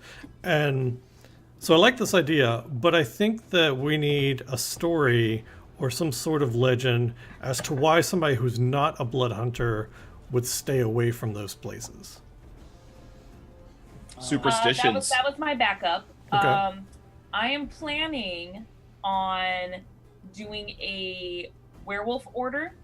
So I was thinking that because someone's got to take care of this place, right? So Right. there were going to be a handful of werewolves in that area that kind of protect and take care of it. They're not necessarily hostile per se, but they can be very stern and like, all right, you need to turn around. You don't belong here. Guard dogs. You know, kind of. Yeah. So just like there's werewolves there. Okay. That take care of it. I like that idea for the like the actual what goes on around it, but what I want to know is like, what do the villagers tell their children to keep them away from those lodges? You'll get eaten by a wolf. Yeah, I could just think like these really like grisly fairy tales and whatnot, like just of how like wandering adventurers who travel in that area are just ripped to shreds by the werewolves and then like fed as sacrifice to like the blood hunters to like sate their needs and give them their powers or something like that. Because that's what they think blood hunters do, and they roll with it. They're like, Yeah. If it keeps you off our property, then yeah. Yeah, that's exactly what we do. We eat kids. You're thinking like the Blood Hunter Lodge thing is kind of like against this mountain. up Well, here? I think they're going to be kind of dotted all over, like you would find monastic temples and stuff if you were traveling in the Alps, right? You'd find them here and there. They wouldn't be common, but there's obviously, I would assume, multiples of them. Yeah. Having not traveled the Alps myself, I don't know for sure, but I would assume that there's at least a couple along the way. I mean, they can be human, so they can like if they need to leave and go get stuff, they're totally like whatever. But as far as like protecting their property, yeah, they'd be kind of spread out. But yeah, they're not like confined to one space, really. All right. Let's see. What other areas of the map have we not? I saw a doc suggesting that the mountain ranges should have some sort of mines or mining towns that are controlled by a specific pirate faction. Okay. Ooh. So we want to have because we've got we maybe have like wood and whatnot for the ships, but we're gonna need metals for weapons and everything like that. Okay. So it almost feels like a dwarven pirate faction because I'm going into the dwarves and getting back into their kind of stereotypical, hey, we mine and we make shit. But them being here, if you're a dwarven pirate and you can make a ship out of stone and iron, I think you would. Why that floats, I have no idea. Dwarven craftsmanship. You don't question it. It just works. Whatever. It just works. So do we want to use the stereotypical dwarves working the mountains and the mines and have that be that faction, or do we want to do something other than dwarves? Like, what do we want to do with that? I think dwarves fit that. Dwarves are goblins, or are they more underground? Oh no, you can do underground in the mountain, I guess. Why not a mix of? You could have fun with it in goblins and hobgoblins. Actually, I have maybe a really throw good a little idea. bit of kobolds in there. I'm just looking at our playable character list, and it would be like goblins and hobgoblins, with the hobgoblins literally being the muscle. Okay.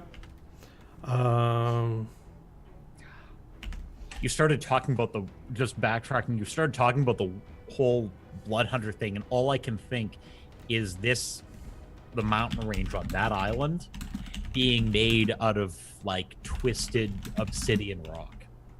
Oh, that'd be pretty. Oh, Like just jagged spires and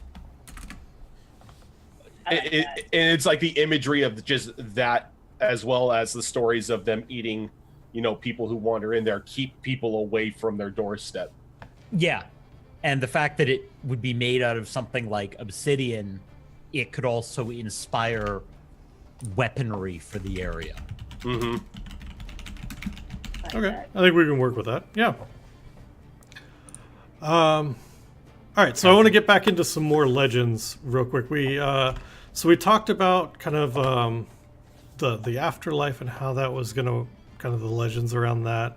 We talked about that cursed treasure, and we did get a ghost story, and I kind of gave you the scrappings of a ghost ship story that I had in my head, but it didn't really pan out real far, and that's fine.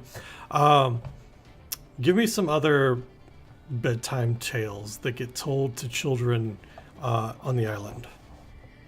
Either they can be, there was this pirate king and he found a great treasure, or it can be, hey, eat your vegetables or you get taken away to this, sunken city kind of thing. There's one idea. It can kind of sort of be, so it's, in a way it's like a ghost ship story, but it comes to port, and maybe it happens certain times of the year, like during the fall or something. I don't know, something gloomy. Kind of sort of have a Krampus feel to it. This creature comes and takes away children for whatever reason. Maybe some parents use it like, oh, if you associate yourself with a pirate, you get this, or if you are disloyal or steal whatever, this pirate ship will come and take you away where you have to work on it the rest of your life. I like the idea that becoming a pirate is punishment in this children's tale. So, all right. So if you don't clean your plate, if you don't clean your room, this creature comes and enslaves you on this pirate ship for eternity, for a week, for a month. Oh, I mean, if you're trying to scare kids, it's eternity. Okay. Yeah. It's always You'll never eternity. see mommy and daddy again. Okay. So, all right. So, what are we calling this creature? What's this? Is it a captain? Is it a sea captain that comes and like drags you out of beds, kicking and screaming, and throws shackles on you, and Yes. basically shanghais you into Burlap his sack. ship? Yep. All that. Oh God, I would have to think of I think it should be kind of a humanoid-like creature, but definitely twisted and mutated, to look horrifying, but can stand on two legs, has arms to grab you, kind of thing. I have an idea of something that will totally work if I can remember what it is. It's an Umber Hulk. Oh yeah, Umber Hulks. So if he actually looks like, let me see if I can get this image. Hang on. Oh God, an Umber Hulk, Umber Hulk sea captain. Please tell me it's got a pirate hat. Yeah, it's like absolutely. a tricorn, a tricorn on his head. I have horrible memories of Umber Hulks. And now it's a pirate. So this is What's it called? An Umber it's an Hulk? Umber Hulk. There's Umber Hulk. their link in chat there. Their big problem is they cause confusion all the time.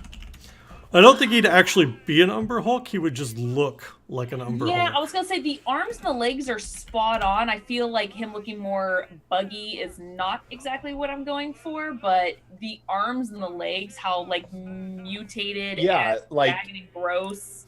What if he was all mutated and disfigured and whatnot, and instead of looking like a giant bug man, he's just this giant Mollusk.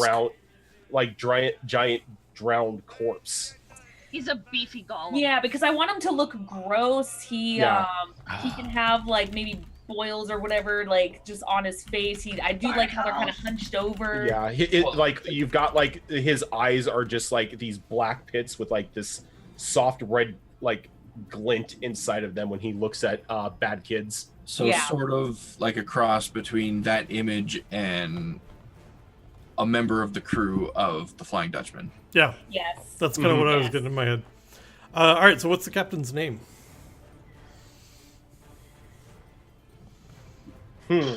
This takes me a few minutes. Hold on. I'm garbage at coming up with names. If it's up to me, it's I Bob. was just gonna say So Captain Bob. Captain Bob. This all reminds me of the for any magic people, the Innistrad blue zombie concept. nope. No one? All right. No, I played Magic, but I also played Magic about 20 years ago. So Yeah. Yeah. Give me a moment. I can do a thing here. let's see, pirate name generator, please. There we go. Yay, Google. Let's see. What about just Black Mark? Captain Blackmark, or just Yeah. Blackmark? when Because you're the a whole pirate, you're you're a condemned. traitor. Yeah. Yep, the black mark on your hand. Okay. And if like you've dishonored your parents or whatnot, that he comes after you. And just to put like a kind of a spin on it, because he's an official, the Black Marquis. Oh, so he's like fancy. Yeah, he's the Black I Marquis. like that, Black Marquis, because then it doesn't sound so close to like the Black Spot or anything. Just Yeah, he's the Black Marquis. And he's captain of, we want to call it something like the floating casket, or what do we want to title the ship? See, I'm just thinking because it's a tale you tell kids, it's called the timeout.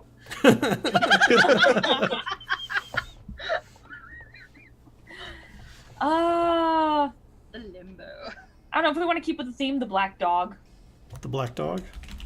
Yeah, because black dogs are spectral beasts that drag you to your death. Kind of, Okay. I'm thinking kind of Cerberus-y, sort Okay. of. Usually Yes. a Doberman. Mm-hmm. I like it. Throw this in Zoom chat for you guys. right. That's kind of what I'm getting the image of in my head. So I think real quick, we're going to go ahead and take our second break for the night. So you folks that are hanging out, watching us at home, thanks for your input. Thanks for all the stories you're helping inspire. Keep it up. We really do appreciate it. You guys that came in from the raid, if you haven't done so already, hit that follow button so that you know when we go live. We currently do 3 shows a week on this channel. Sunday nights is Blood Moon Adventures, which is our 5th edition Tomb of Annihilation game. Tuesday nights is Gibbering Mouthers, which is kind of a planar jumping party killing insanity show, and then Wednesday nights is going to be Keelhauled, which is this show here. We're doing the world building for it now, probably do a little bit more world building next week, and then we're going to roll characters and jump into this. This is going to be a low magic pirate swashbuckling adventure. We're coming up with all the legends and kind of building the world up tonight, and you guys are helping us out with that, and so I really appreciate it. We're going to get up, stretch legs for about 5 minutes or so, and we'll be right back. Thanks for hanging out.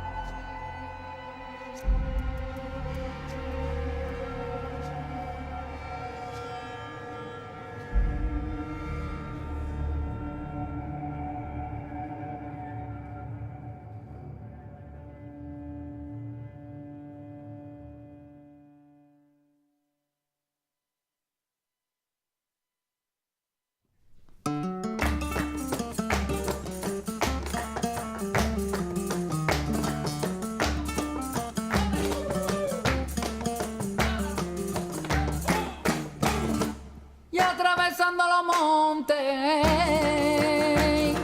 salí de Malagandilla. Y atravesando los montes, escucho una voz que decía: chiquilla, no me conoce tanto como me quería.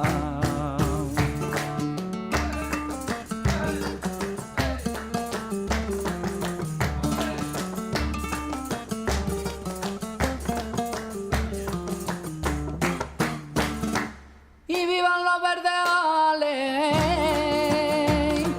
viva Málaga la bella.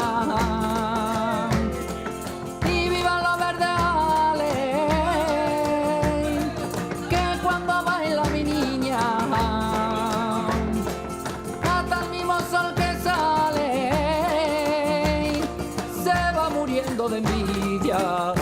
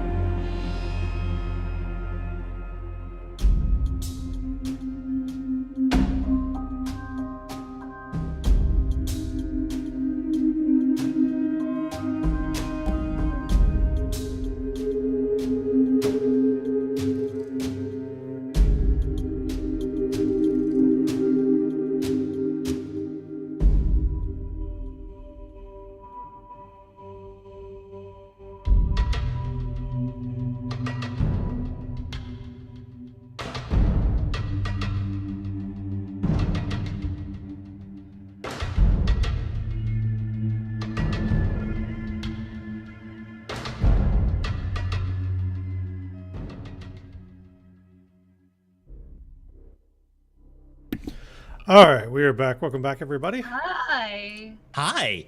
Hi. For whalers on the moon. Sorry. No. You set me up for it. Sorry. So we've talked about legends as far as stories and kind of the origins of different things, and something that we haven't talked about yet that I think is important are legendary treasures and artifacts. We've talked about one that drove a captain insane, but we haven't talked about named swords or named ships and that kind of like what is out here for you guys to like covet and go after, and what is awe-inspiring for I have you. an idea for a legendary ship. All right, go for it. Okay, so the ship is called the Hail Mary. And it is a legendary ship that grants its crew an ungodly amount of good fortune and luck. They may be in a pinch to where they are surrounded by enemy ships, but for some reason the cannonballs are sailing right over them more than they should be, or they're able to easily navigate through even the darkest waters. Okay. Why is the ship particularly lucky? It was blessed. Well, rumors are it was blessed by a goddess of luck. I feel like I know that god. But on the reverse end, anything lucky that happens, misfortune will then follow the crew if they set foot on land. Okay. They can never leave the ship. Well, no, Something is unlucky. yeah, but the misfortune will like slowly die off the more time you spend on land. But since you are leaving the ship, you are leaving luck's embrace, and all that negativity that had been pushed away from you now comes back to you. It's like, okay, making up for lost time now. Yep. Okay, I like it. And is this something that like the ship is seen sailing the coastal waters, or is this something that just gets talked about? It's something that gets talked about as if like the rumors are always it's stored away in some secret cove on the island, yet nobody can find it. Okay. Like like even to find the ship is going to take an exuberant amount of luck. Okay. I like it. I have an idea for a legend based off of how they're being kept on the island. Okay. Kind of like this barrier, but several miles out. But once you start getting too far from the island, the water starts turning pitch black, and it will decimate any ship that crosses into that water. Like almost like an acid effect. All right. I have an idea for how we can do that and work with that. So I like that.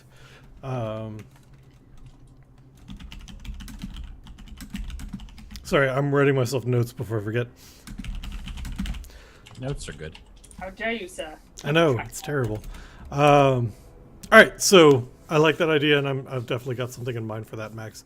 The mermaids have a musical instrument that can control weather from Doc.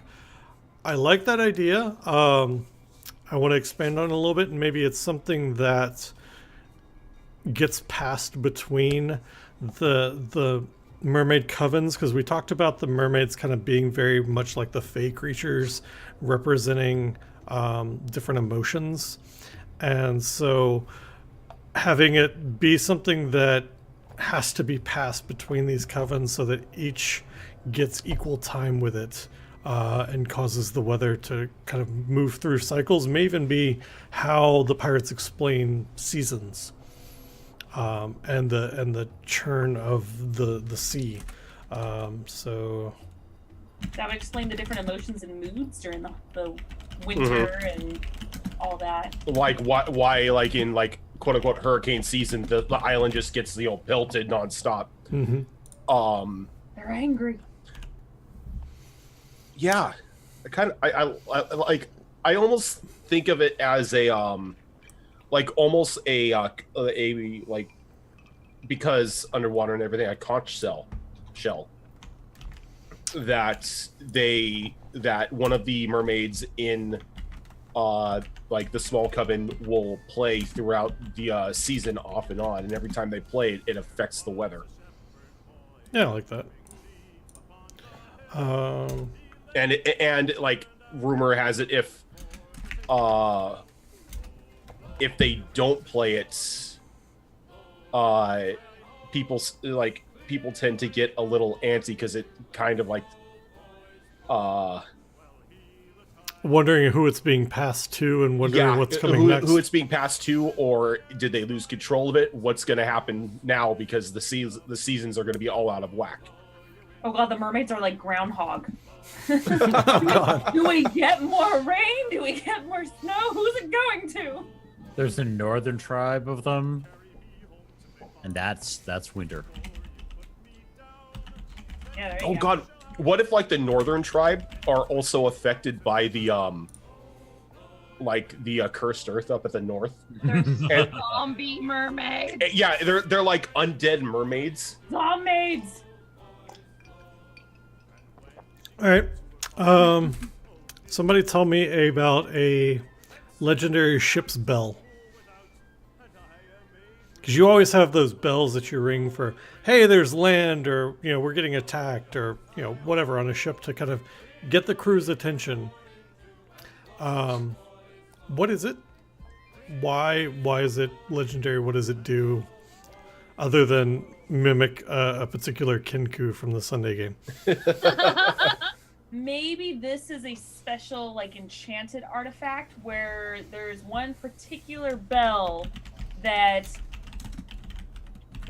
only the crew can hear it and no one else, and it basically allows stealth to the ship so they can sneak up on whether it's the island or other ship. Around them. Yeah, so it kind of adds as that's a great idea, have fog around them, but no one else can hear it except within this small range of the bell. Okay. How did it come to be? I feel like it would be kind of funny to have a siren, it used to belong to a siren. Maybe she did something to shame the gods, and so they could no longer ever hear her song, so every time she wanted to play something, it was silenced. Oh. So it was kind of cursed, I guess, but it benefits everyone else. But to her, I mean, sirens they're all about their songs. And to not have that song, they're dead inside. Aww. Sorry.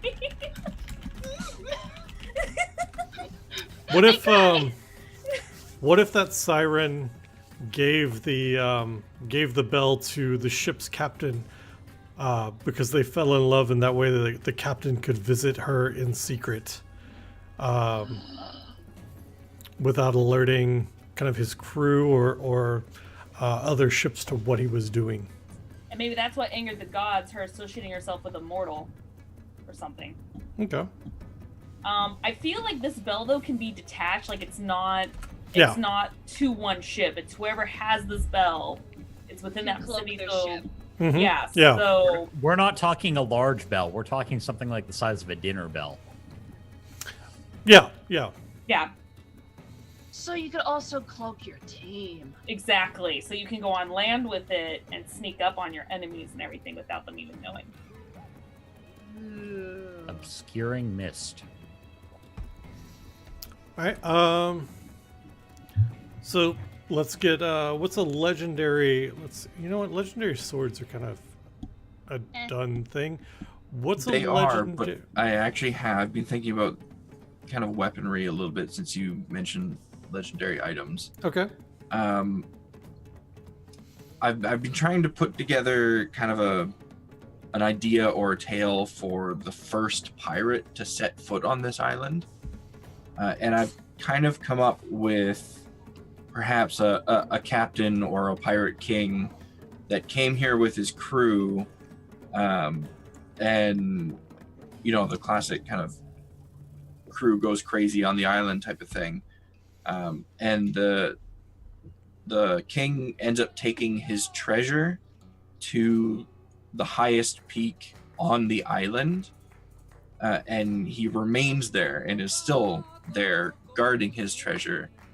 And in that treasure is his sword, which is a saber that is said to have been forged of the elements themselves.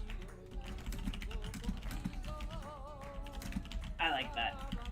Yeah, I think we can do something with that. Why did his crew go crazy, and what did he do about it? I would say there's a specific word for it. It's like the opposite of cabin fever, almost like specific to sailors. I don't know what the word is, but you spend too much time on land and you start to lose it a bit, and they all kind of started to go after each other, and he ended up having to put them all down. Okay. And then took his treasure and fled to the peak.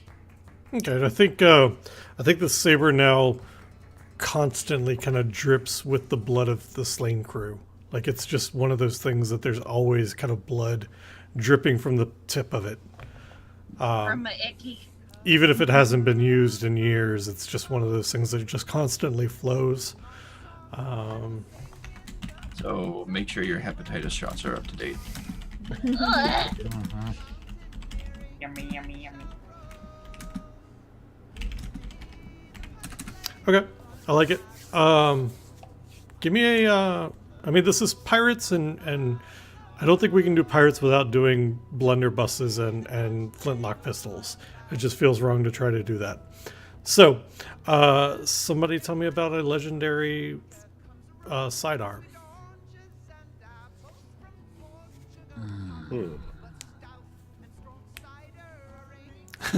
A straw hat that makes you rubber. No!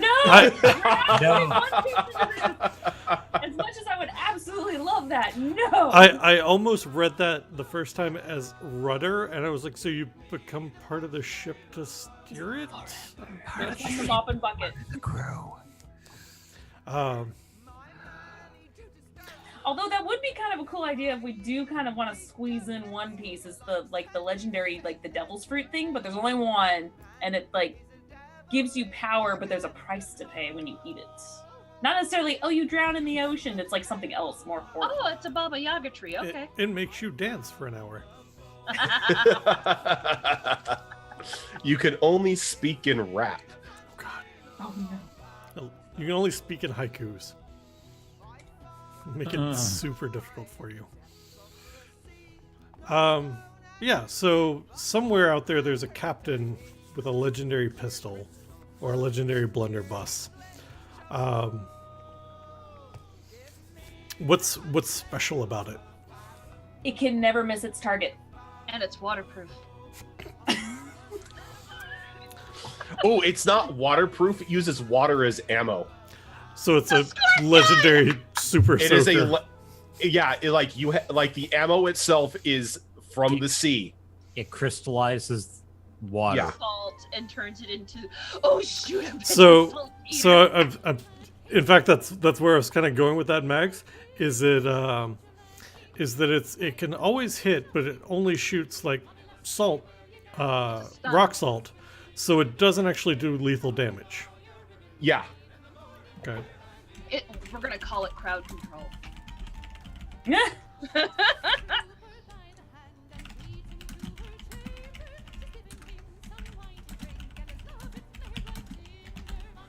Okay. And I think just in my head, it didn't work as like a flintlock pistol, so I think this is a blunderbuss of some sort. So he's got this legendary shotgun that like, he can always hit things, but it only does like stun damage. It doesn't actually kill anything. Which I'm not But sure. it hurts. Yeah, it does. It hurts. 1d4 damage and stuff. So this Roller said Scurvinator in chat for the name. I think that he's talking about the name of the gun, but it kind of made me think of something else. What are some diseases that pirates need to kind of be watchful for on this island? We talked earlier a little bit about the insects that give you night vision and then day blindness. And make you afraid of water. And make you afraid of water, yeah. So basically what are maybe- some other things that kind of exist that you might be susceptible to? Oh god, what is? It would be the opposite of hypothermia on the hydrophobia, where you would be attracted to the water. Like to the point of almost like walking yourself into the sea and drowning? Oh no, to the point that you Okay. walk yourself into the sea and you pretty much drown because you believe that is where you belong. A fruit that only grows on the beaches. And it super dehydrates you, and you Mm-hmm. just have to have water. Doesn't matter what it is. It's salt water. It's like some sort of like corrupt cactus fruit or something. Yep. They're blue coconuts.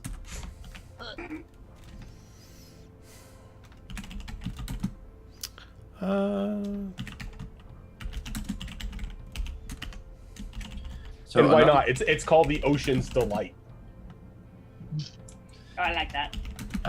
Another one that I've kind of been thinking about since we discussed the southeastern kind of islet there is perhaps there's like a fungus or fungi that's just like throughout the island that maybe lets out a mist of toxic spores during certain weather conditions, like right after a rain finishes or something. It lets out these spores.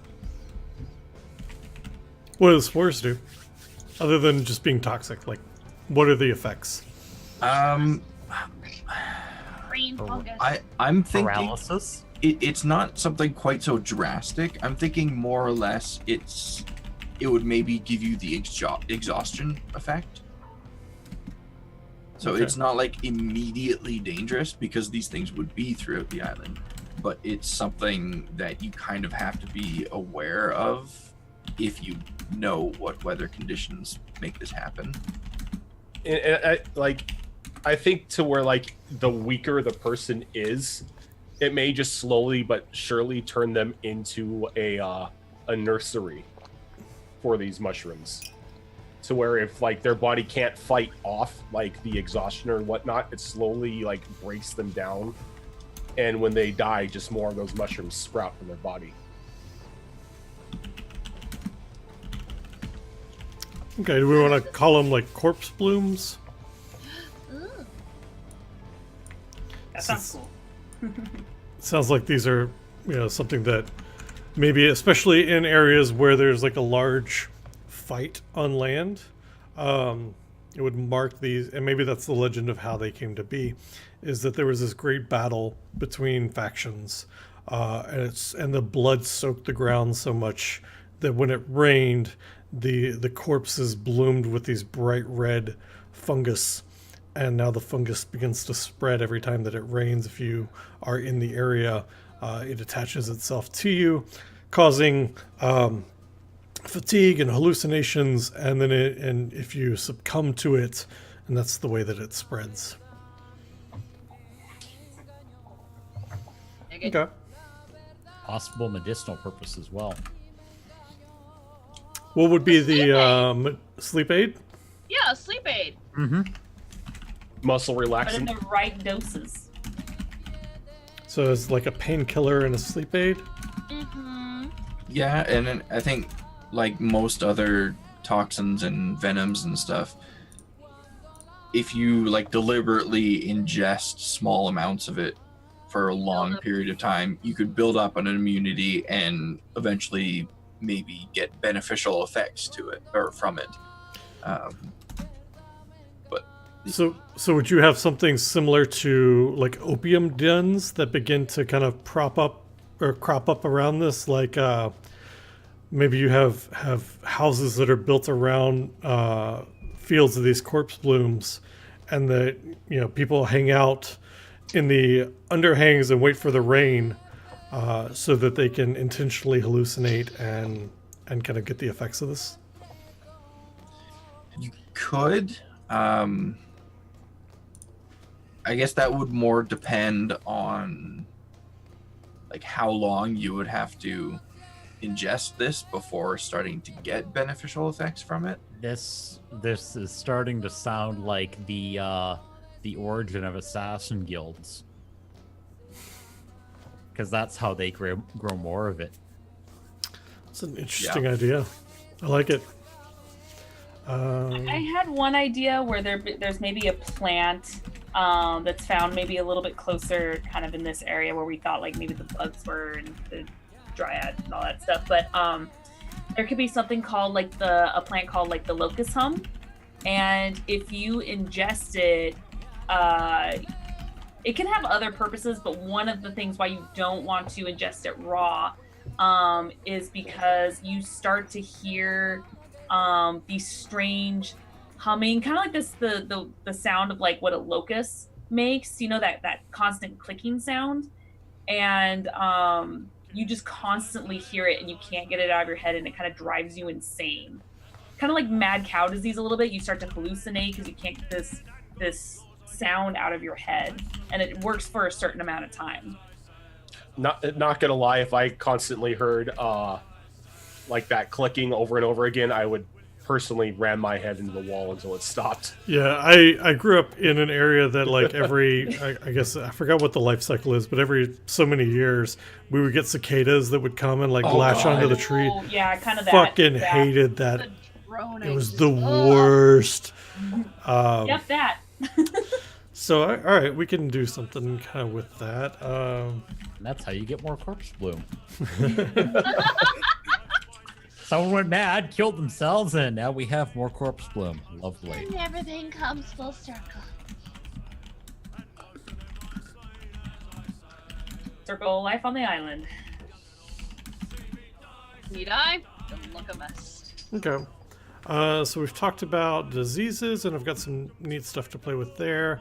We've talked about some legendary kind of artifacts. We've got a whole bunch of stories and history of the island that we can kind of I can work through and kind of set this up for you guys.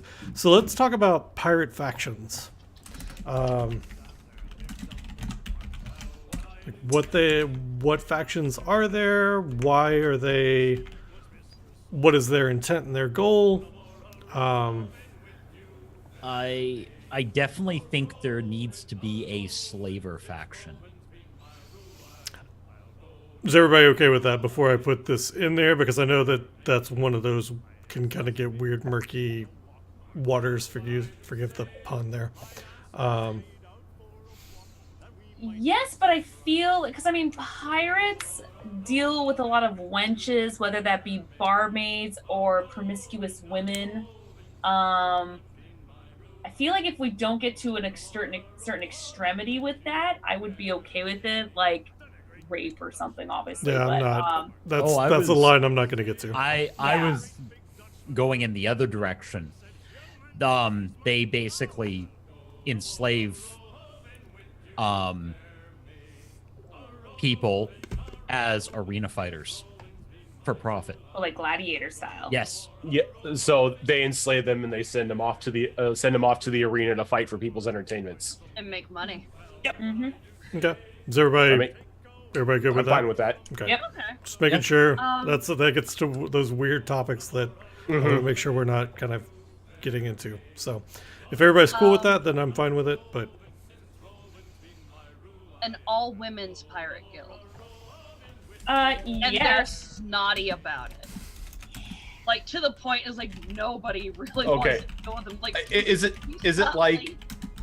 like the Valley Girl snotty style, Yes. or so they're like Valley Girl Oh, never mind. pirates? I'm not part of that anymore. And permanently at war with all the siren factions. yes. I'm No. just I think thinking it's so much better. their No, ships no, are like no. Bottle Blonde is the name of one of their ships. No, I'm But not no, part of that. But I definitely think like just an all-women faction of pirates. Usually from women who've been scorned by their pirate captain lovers, or and they're just out for revenge. It's Like bitterness. yeah, these are very bitter women.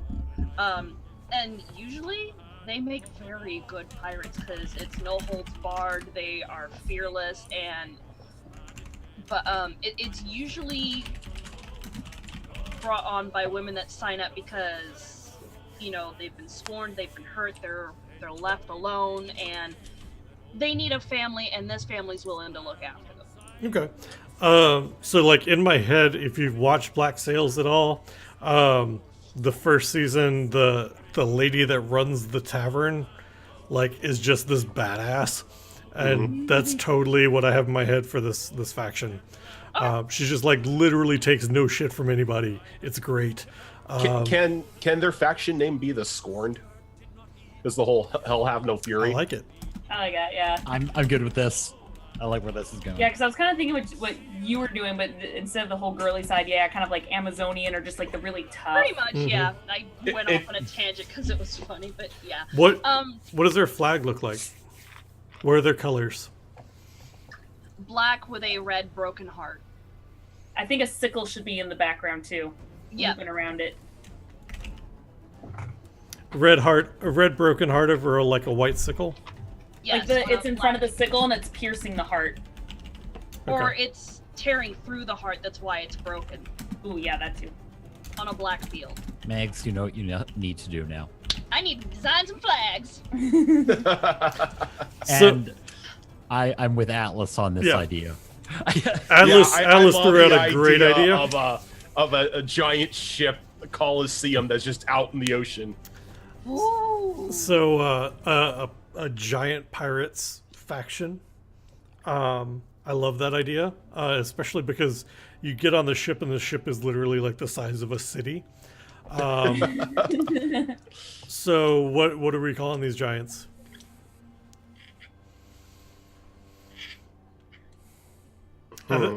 My head, for some reason, they're all storm giants, and I think it's just because we're dealing with the ocean and everything. Now, are they specifically only out in the only out in the ocean? They don't come to the mainland. No, I think it's something that they do, and they interact just kind of like the rest of the pirates do. There are probably some giant strongholds and cities, probably further inland, and seeing them is probably a rare thing, but it is something that happens. So I think there's storm giants just to kind of fit in with everything. I don't think fire giants would work real well. It just doesn't seem to fit thematically. So we need a name for their faction. What about Rolling Thunder? Okay, I'm all right with that. If that kind of works with everybody. Yeah. Yeah. Okay. I mean, they're storm giants. Sure. What does their colors look like? Ooh, dog. Purple and gray. Cornflower blue. Yes! Periwinkle. Knew that was gonna come back. I like the Tempest Wake though, Doc. Tempest Wake? That's sexy. Yeah. Tempest That's Wake is a sexy. lot better. All right. I like that. So in my head, it's a super simple, like, colors are just like a black field with a storm cloud and lightning bolt. Like, I don't, because looking at like historical pirate flags, they were all pretty super simple. Yes. So I think that will work. All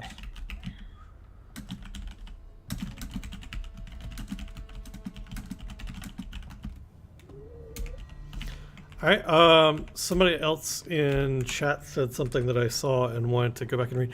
Doc mentioned a tiefling factions that run several large gambling halls, which I do like the tiefling faction, especially because of the fact that tieflings, kind of as a race, are always outsiders, so they would obviously bond together. And I do like the idea of them being a faction that is based around gambling and chance.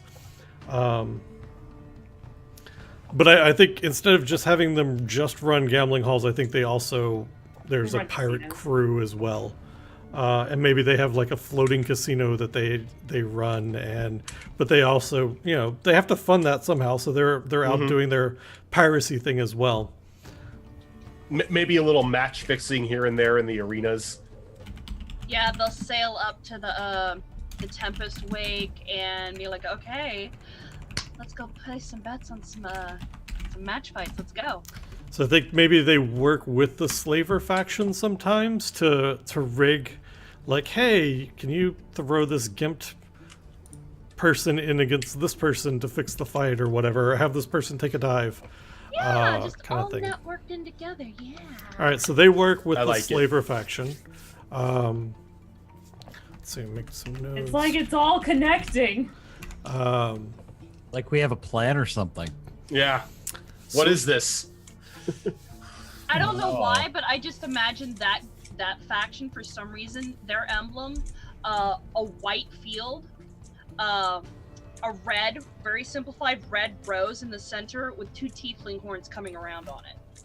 Oh. Ooh, I can we like have that. maybe a couple of like the tips of the horns have like gold on it? Yeah, gold capped horns. Yes. Yeah, they were capped Okay. horns. Thank you. Yeah. I'm trying to keep it simple because I really want to draw these now, and that was the first thing that popped in my head. Also leave it to the tieflings to have the flag that stands out. We're not being Yeah, it's subtle a about white this. And at all. oddly enough, Subtly, that's not our gig. and oddly enough, I'm pretty sure me and Mags are planning on being tieflings. Tieflings, yep. Oh, So- Atlas had a good name for it too. Loki's Luck. Loki's luck. I like it. You guys good with Loki's luck? I dig it. I'm Okay. okay with this. Question. MPS about Yep. the map here. Am I gathering correctly, being that this is a swamp, this area right here? Yeah. So that is swamp-ish Lizard marshland. folk. Yeah. Ooh. Do we want to do a lizard folk faction? Pirate faction? I think Okay. so. Hmm.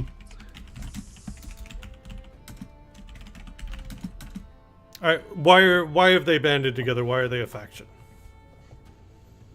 Because they are trying to keep everybody out of the forest. So they're kind of working with like the druids and whatnot. No, they don't like the druids. They don't want anyone in the forest. They think it's a bad Oh. idea. They're doing it for everybody else's safety. So they're like in like the generic horror movie. They're the crazy old guy telling the kids not to go into the cabin. Don't do it. It's a bad idea. But they're afraid of them. They're like, he's trying to kill us. And he's like, no, I'm trying to warn you. Yeah, pretty much. Okay. See, lizard folk. I'm trying to think of kind of what that faction's going to be called to keeping people out of that kind of ironwood forest. They are chronically paranoid. Wait, what the lizard faction's gonna be called? Yeah. Now, is it what they call themselves, or what other people have started calling them? Because Yeah, they're that's fucking true. It could be either. Okay, let's make one for both. They call themselves one thing, and then we need to think of like what everybody else calls them, because like, go away. I think like everyone just calls them paranoia, and then like they themselves like are. I actually I don't know. like Wisp's suggestion of vine wardens. That works, yeah. I like it. All right, what do their colors look like? I think it should be kind of like maybe colors like orange, like some burnt Orange, colors, Like orange browns. like kind of like the pattern of a venomous amphibian. So it's like a scale pattern.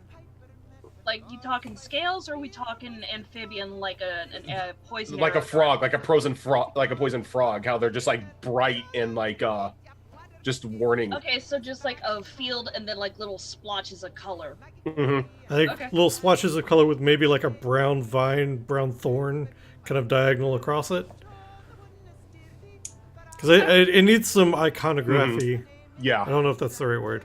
But some Some sort of representation of yeah. their thing. Yeah. Okay.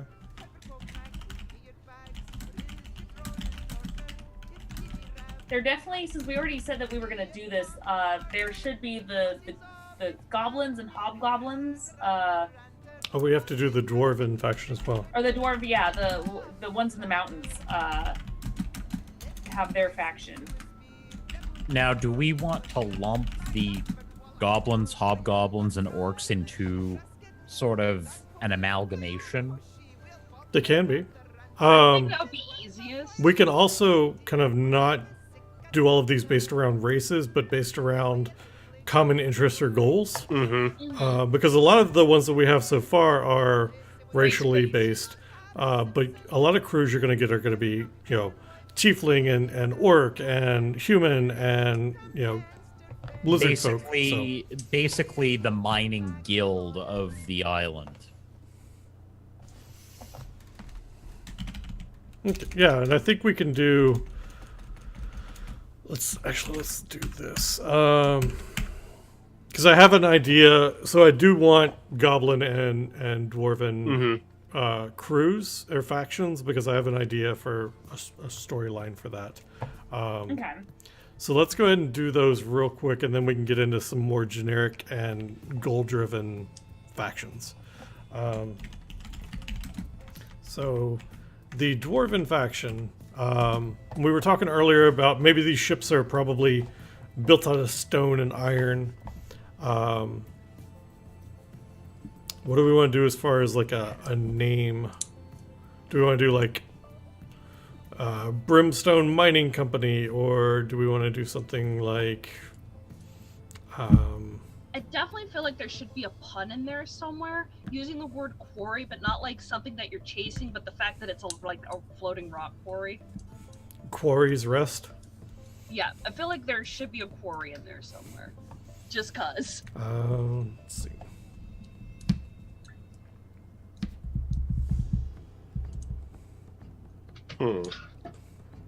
Forget about your quarries. Forge Hoarding? Forge Hoarding? Seas. I almost want to do like Seas Quarry. Hey, what if they use coral in a lot of what they use? So that will also make sense. It's a good sturdy material. Would it make their ships would probably be at that point like bright coral colored? Yes. All of a sudden, it's like these super fabulous ships in my head. Because they're like made out of coral, and they've got like gems embedded in them all over the place, and it's like a floating treasure trove. Hey, if you are looking for beautiful treasure, your ship's got to be just as beautiful. Exactly.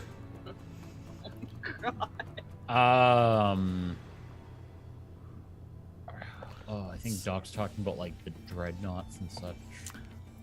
Just Ironsides, weren't they? Was it just called Ironclads. Ironsides or Ironclads? There we go. Ironclads. There we Yep. I almost want to just use Ironclads for the dwarves. Yeah. Yeah, that works. I think. Okay. So what do their colors look like? I almost feel like we just do something super simple for them and do like crossed hammers. Yeah, crossed hammers On over a like field a of coral. just purple- cross hammers over a ship or a ship sail or something. Like a dark purple, so it's almost black field, and then these like silver hammers, crossed hammers. Yes. Yep. That sounds dwarf. That's dwarfish enough. Totally dwarf Dwarven it. enough for me. Mags, I'm writing all these down, so I'll eye them to you later. Thank you. All right, so the other one that I do want to do that is racially based, and I have some story reasons, is the Goblin faction. And this can be Goblin, Hobgoblin, and Orc. If we want to do that, that's fine. It's just kind of the green skin faction, basically. If I'm going to the steal, goblinoid factions just joined together. gonna steal some Warhammer terminology. No, no one likes them. And they don't like anyone else. Pretty much. Off my lawn. So we have the goblinoid factions, and I almost want to call them like Broken Tusk or something very kind of primal. Get out of my head, Im. I was thinking Broken Tusk as well. Does that work for everybody? I dig it. All right, cool. Good. And then for their colors, I feel like we should. It's going to be that very primal thing. It's just a black field and 2 tusks, and one of them just kind of seared off. Yay, nay? Yeah. Yeah. Okay. Or like at least a bottom jaw where it looks like where you got the 2 tusks and a like thing of bottom teeth and then one of them's broken. Okay. Why don't we go ahead and take our last break for the night right now? We'll go ahead and do that. We'll come back and we'll talk about some more of the pirate factions, get out of kind of the racially divided ones and more that are trying to get the same goals and the same ends. Before we wrap up tonight, you folks that came over from McLocan with the Chosen Raid and those that have joined us tonight, thanks so much for hanging out with us while we do this. Thanks for your input. It's super helpful. I love all the ideas that are flowing through chat right now. It's great. And we're going to get up, stretch legs, take a quick 5-minute break. We'll be right back. Don't go anywhere. Thanks again for hanging out and me for stalling while I get my volume controls open that I shouldn't have closed in the first place. But yeah, so we're going to take that quick 5-minute break. We'll be right back. Thanks, folks. Walking with his lady gay, she procured a pair of pistols on the ground where she did stand. There she shot poor William Taylor and the lady at his right hand. Father riddle-dum, dare I do the rope. Father riddle-dum, dare I day. Father riddle-dum, dare I do the rope. Father riddle-dum, dare I day.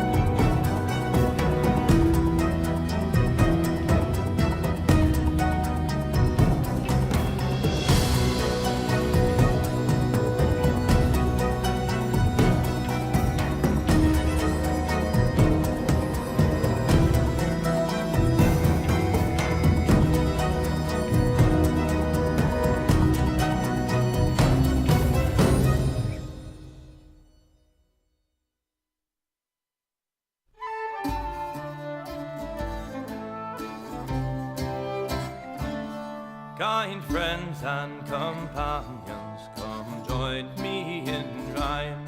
Come lift up your voices in chorus with mine. Come lift up your voices, all grief to refrain. For we may or might never all meet here again. Here's a health to the company, and one to my lass. Let us drink and be merry, all out of one glass. Let us drink and be merry, all grief to refrain.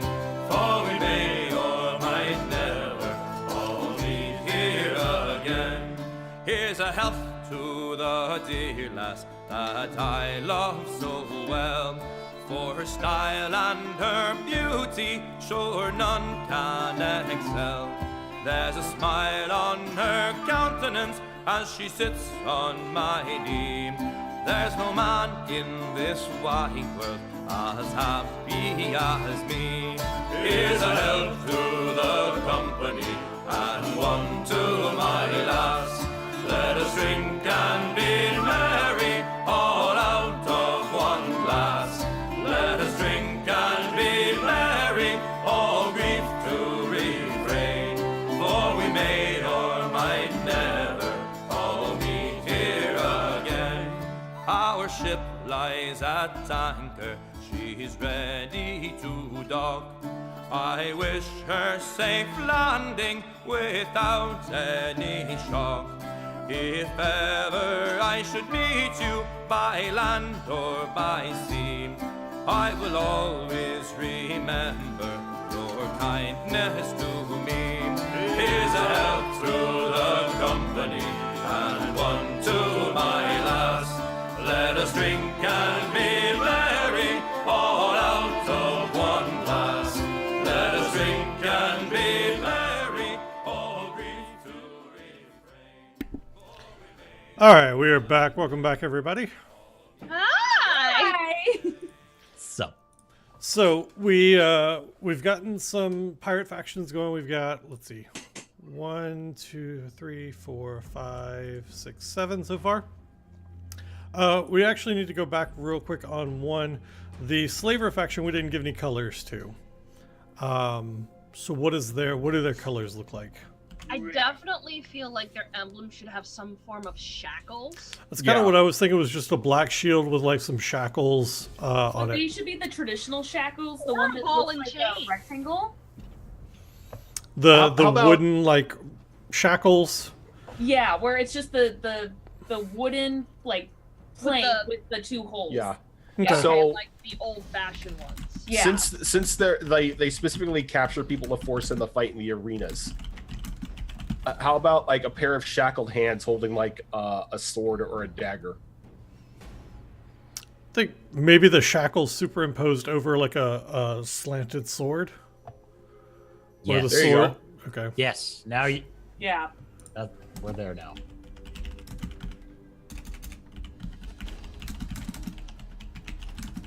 And just like on a black field.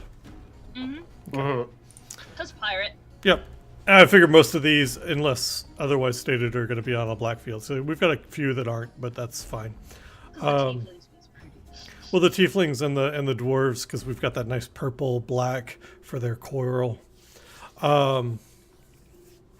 So other factions that exist. I saw somebody mention it in chat. Triton shipwrights. So they're the faction that goes out and they repair ships, and you can hire them to come out and like, hey, I'm run aground on this reef and Make them more seaworthy? need people to come out and repair. Yep. Okay. They're like shipwrights, basically. See. So I'm just going to do shipwright faction because they don't have to be Triton. They could be kind of whoever else. They may mainly be Tritons, but I think if it's one of those things that if they found a dwarf that was particularly good at ship repair, working with ironwood or working with the dwarven coral ships, they would still employ them. Tritons, turtles, basically if you know what you're doing with a ship. Yeah. Yep. All right. So what are we going for a name for them, or do we just want to do the shipwrights? Yeah, I think shipwrights would fit. Okay. They're just They the don't have to shipwrights get guild. Fancy. Shipwrights Guild. I like that. Okay. Colors for them? Teal, maybe. A nice rich blue background. Like Do a tealish cerulean blue. do we want to do like a teal with like? I almost want to steal like the Red Cross emblem and except make it a white cross. And those are going to kind of be ships that maybe are off limits as agreed by the pirate council They're or neutral. kings. Them They're a alone. neutral faction. If they're there, they're repairing something. You don't attack their ship, and you don't attack the ship that's being repaired. If you Yeah. do, that's one of those things that gets you exiled. It's pretty much like it's like the opposite of like the white lily or whatnot you see on the bounty hunters. It's like you get out of the way of the bounty hunters and you don't touch the shipwrights. Yep. You don't touch them. You don't touch whatever ship they happen to be working on because likely like that ship has run afoul of something else, and it's akin to like kicking a man when he's down, right? Like, Yep. And they do have some form of honor. There is a pirate's code. yeah, and it's one of those things that like we talked about exile. If you're caught doing this, you get exiled. So either if you are going to do it, you just don't leave any survivors, kind of thing. Which also means taking out the shipwright faction, and that or taking out that crew, The and then faction that of the causes a whole crew. big mess. I think. Somehow making it look like it wasn't another ship attacking them. Yeah. All right. It's just it's a whole lot of work to try to make yourself look innocent in that matter. So I think an interesting idea for a ship faction is those that are like, instead of seeking treasure, because we have this idea that you have to pay to enter paradise by the treasure that you amass, is what about a faction that instead of seeking treasure is seeking immortality, so that they don't ever actually have to pay that to reach paradise. They're just like, well, we'll just never die. So they're kind of like a cult. I don't know if they're a cult or maybe if they're undead already, or if they're just this faction that believes like in the They're Fountain of from Youth, because before. there is a Fountain of Youth legend, and that's their main concern. Or This sounds like a faction that belongs right opposite the undead. The other snowy area.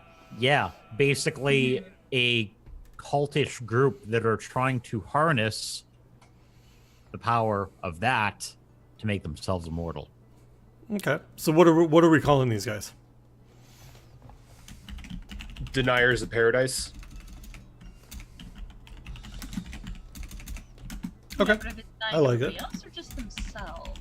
I think that it's just themselves. Like they're kind of like those. They may try to sway you over to like their beliefs or whatnot. Like, oh, why try to go embrace paradise when you can just live in this paradise forever? We want to live forever. We don't want to be undead. We want to live forever. Well, are there ranks? I think their ranks probably include some undead. So ghosts, and because these are people that obviously haven't entered paradise. I think it like the undead that work with them are like the intelligent undead, those who can actually function. There is actually a I believe it's in the Tome of Beasts. I'm almost sure it is, but there is a faction of ghouls that are like that. Oh, yeah. They are intelligent and they have their own society and everything like that, though they believe themselves to be over everyone else. So it could be like ghouls, it could be vampires, it could be revenants, that make up a good chunk of their ranks. But then they also have like, obviously these like ghouls and revenants and vampires all have certain weaknesses, sunlight and whatnot. So you also have mortals that are probably like their deckhands that are working to try to reach a certain status within the faction and then become a vampire or a ghoul or a revenant or something. Okay. I like that. It's like they're trying to seek immortality through a more intelligent means than just becoming a mindless shambler. Yeah. Higher in the north. Okay.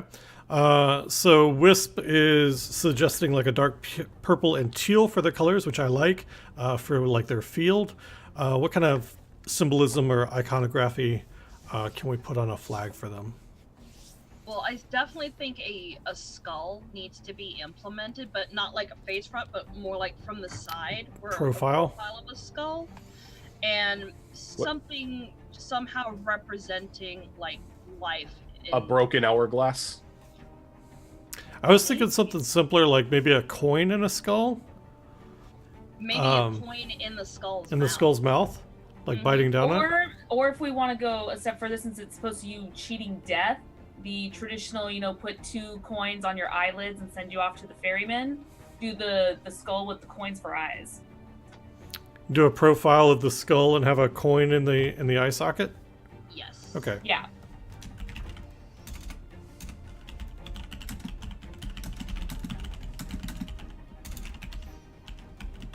It's not the letter I and then the word socket. I've apparently been reading way too much about Apple products. New from Apple, the eye. The eye socket.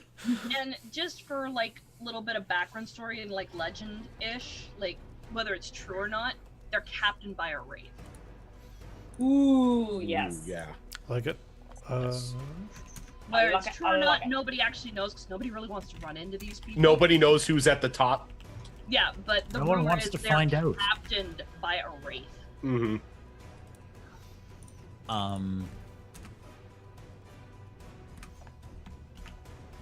Slight aside once you're done writing. Yeah. The area that does all that literally is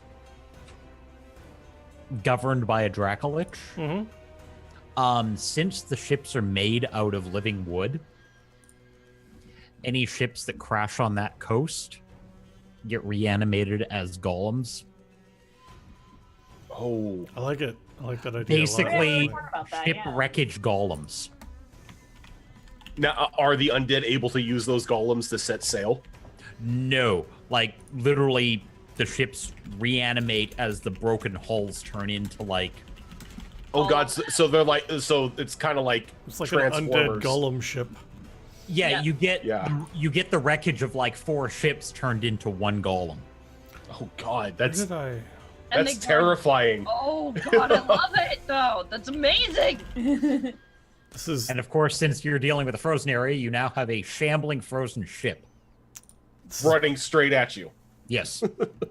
there was something Like, I well, saw. I never thought I'd see this. There was something I saw somewhere, and I can't remember where I saw it now. And it was an image of a ship that just opened up, and it actually, now that I'm thinking about it, it may have been one of the Pirates of the Caribbean movies, where it opened up and it had this maw and just this giant mouth. That was the latest Yeah, pirate That's the movie. newest there we one. go. Okay. Yeah. And it actually like absorbed ships. Yeah. It, Yeah. like, squat So them. that's kind of what's in used my head now. They used basically the support bracing as like a rib cage. Yeah. I know exactly what you're talking Yep. about. Yeah. So that's now kind of in my head for these golem ships is like it just Yes. opens this maw and attacks other ships whole, and Yes. yeah, I like that idea a lot. And if they're on land, they can they're big enough that they can hurl like entire chunks of ice at you. I can just see them like shooting them out of the cannons that are still attached to them. On their Just shoulders. frozen ice shards firing Yeah, out of just cannon. firing out. Like you've got like 4 ships put together, so you got to think like they've got like a couple hundred cannons on them, maybe. Just a barrage of ice spikes just coming down on you. Basically a shrapnel barrage. Yeah, And just to add to the creepiness, they're non-functional, but they have these tattered, shrouded wings on their back that are the old sails. Mm-hmm. So Yes. here's something I didn't realize they did. They made a Lego set out of that ship, and now I want it. What? Like Well- I want that Lego set so bad right now. Oh my god. Jesus. That is glorious. Wow. Will not go spend $200 on Legos. Yeah. Justifiable expense. Legos are one of those things. Like I had the big, like 7,000 piece Millennium Falcon at one point and put it together 3 different times for shits and giggles. I would completely justify that to myself if I tried. So I'm not going to. Is pretty decent looking set too. Yeah. All right. I'm not going to click on that. We need to close that right now. Don't do it. Don't Don't do it. I worked at Legoland. You worked at Legoland? No, I have a friend Oh, that you have works a at Legoland. friend that works at Lego. You're not helping. Can your friend get me like a 50% discount? Maybe not 50, but he can get you a pretty decent discount. We might have to talk after the show. Called enabling. What? I don't know what you're talking about. All right, what other kind of factions can we think of? Wisp, thank you for stopping by. I hope you enjoyed the show. Have a good night. Sleep well, Wisp. Now, is this island completely 100% absolutely self-sustainable? Yes, because the rest of the world is kind of like, we're not trading with this island, we're not dealing with this island, we're letting it be its own thing, and they stay there, and we won't bother them, and we'll stay over here and they won't bother us, kind of thing. I think we would need maybe less of a faction and more of like a guild, but some sort of like couriers guild. Okay. For just shipping goods, services, but also like letters and stuff. So kind of like how Imp was talking earlier about the turtles that would go from like one side of the island to the next, dropping off goods. I'm thinking they could probably be associated with those with that flotilla of merchants in some way. Yeah, we'll definitely have some merchant guilds, and in fact, I've got some ideas for some more interesting guilds. If any of you have ever read any kind of Terry Pratchett stuff, I'm getting a whole bunch of blank stares, so I'm going to assume that's a no, and I will not continue on. I will just sit here disappointed. Yeah, pretty much. You all need to fix that. Were we going Discworld here? I mean, there's definitely some inspiration from the way that the guilds work in like Ankh-Morport and Discworld that I will be stealing. We were talking about it on one of the breaks. A whaling guild of some breed. Oh, Okay. yeah. Mm-hmm. Because what I was talking about is like, some of the stuff we use requires lantern fuel, oils, stuff that, the dwarves need for machinery and stuff like that. Obviously, there would have to be a whaling fleet to get this oil. So I think because it's D&D, less of a whaling guild and more of a monster hunting guild, because whales it's a whale. But if you go, hey, I go and we hunt sea dragons and leviathans, then that's now the super neat thing. So yeah, I mentioned it. I'm not sure if it appeals, but since the dwarves would be building ships out of very heavy materials, they stay afloat by using like air sacs harvested from a lot of the deeper creatures. yeah, I like that. And that could definitely be like a good that comes from this monster hunting guild. And I feel like it's probably on the nose, but I also think it's probably exactly what it should be. And just calling the faction the Slayers. So I think I've pictured what their emblem should be. Just like a leviathan head with a blade right through the middle on a field. Yes. Like right through the skull. What were you calling them? The faction? Slayers. Just Okay. Slayers, because that's what they're doing. I almost wanted to call it the Slaughter Fleet, but that's dipping into League of Legends there. So Doc mentioned that we need generic pirate factions, and I think we don't need generic pirate factions, but we do need some captains of note. So less, because I feel like pirate crews, like you're out seeking treasure, you're probably not really working with anybody else. You're out for your own gain, and so you're not really in a faction. But there are definitely other pirate captains out there who are doing the same thing. So we need some like captains of note.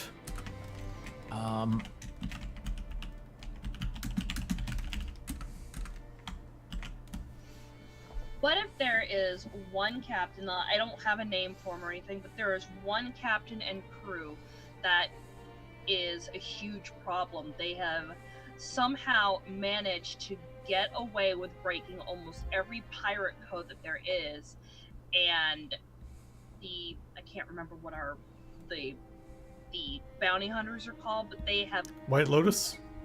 yeah, they have managed to evade capture somehow. Okay. Maybe they're the ones with the bell. Okay. There you go.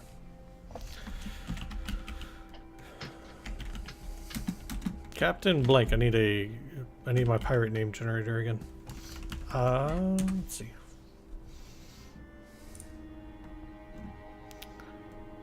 Black bread. Black bread. Oh God! Captain- All right, this Captain Bargalock? literally came up in the generator, and I was looking at the name, because it assigns a first name, a nickname, and a last name. And I saw the nickname, and I was like, oh, that's perfect. But it's Wayne for the first name. Nickname is Weasel, and then the last name is Spooner. I swear to God, it came up that way. I feel like, yes, we need I that. feel like yeah. I need We to need that. take a screenshot of this. The captain is a fucking Kenku. He has to be a Kenku. And the ship's name is Bill Noise. Yes. Spooner can't be with us in this game, so we will make a character of him. Fucking Fives went rogue. There you go. There's Vest, your I don't proof. I don't even know what to make of what Vest said. All right, so it's Wayne. Wayne.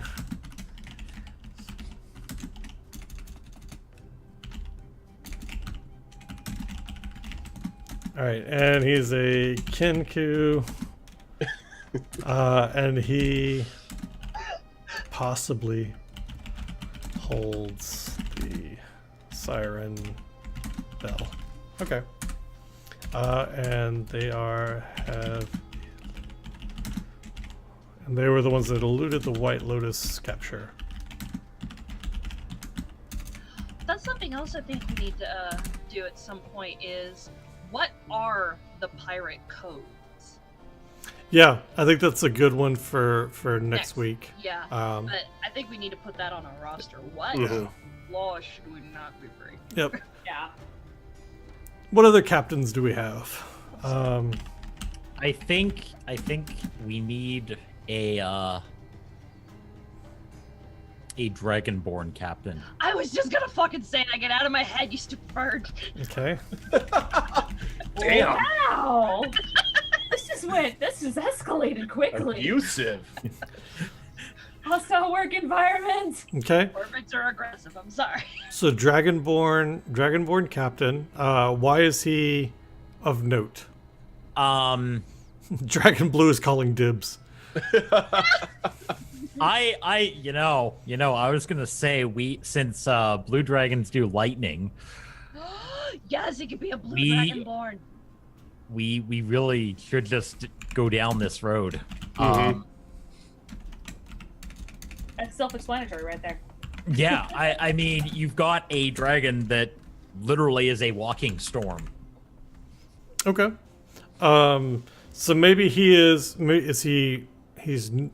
infamous for sailing under conditions that other captains won't go out in. Yep. I feel like his last name should be Stormblood. I was thinking his nickname would be Storm Dancer. Or the ship's name is the Storm Dancer. Yes, definitely. I think Stormblood is copyrighted. Really? Yeah, talk to Squeenix about that. Oh. Oh. See, I forgot that was even the name of the expansion because I refer to it as Bone Storm. The only reason I remember that is because I know Dragon plays it. It's like, So I think to give him a little bit of character, I think he at some point has lost a hand and does have the stereotypical hook hand, but instead of being like the Captain Hook where he's got like the captain and the little small kind of silver hand, it's this big gaudy like nasty Great axe. looking thing Like that he a uses massive as a weapon. harpoon. Yeah. So, Oh, a dragonborn on a ship that lost a hand. Why does this sound familiar, Rojan? I don't know what you're talking about.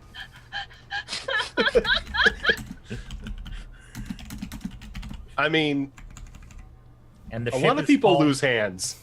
And I don't think they do. going with what Roger was saying, I think we can call the ship Storm Dancer. Yeah. Definitely, I Yeah. love it. All right, so I need a dragon name generator. Here we go. Let's see. And yeah, just biggest, angriest blue dragon you want to make it. What? All right. So this name generator site is killing me today.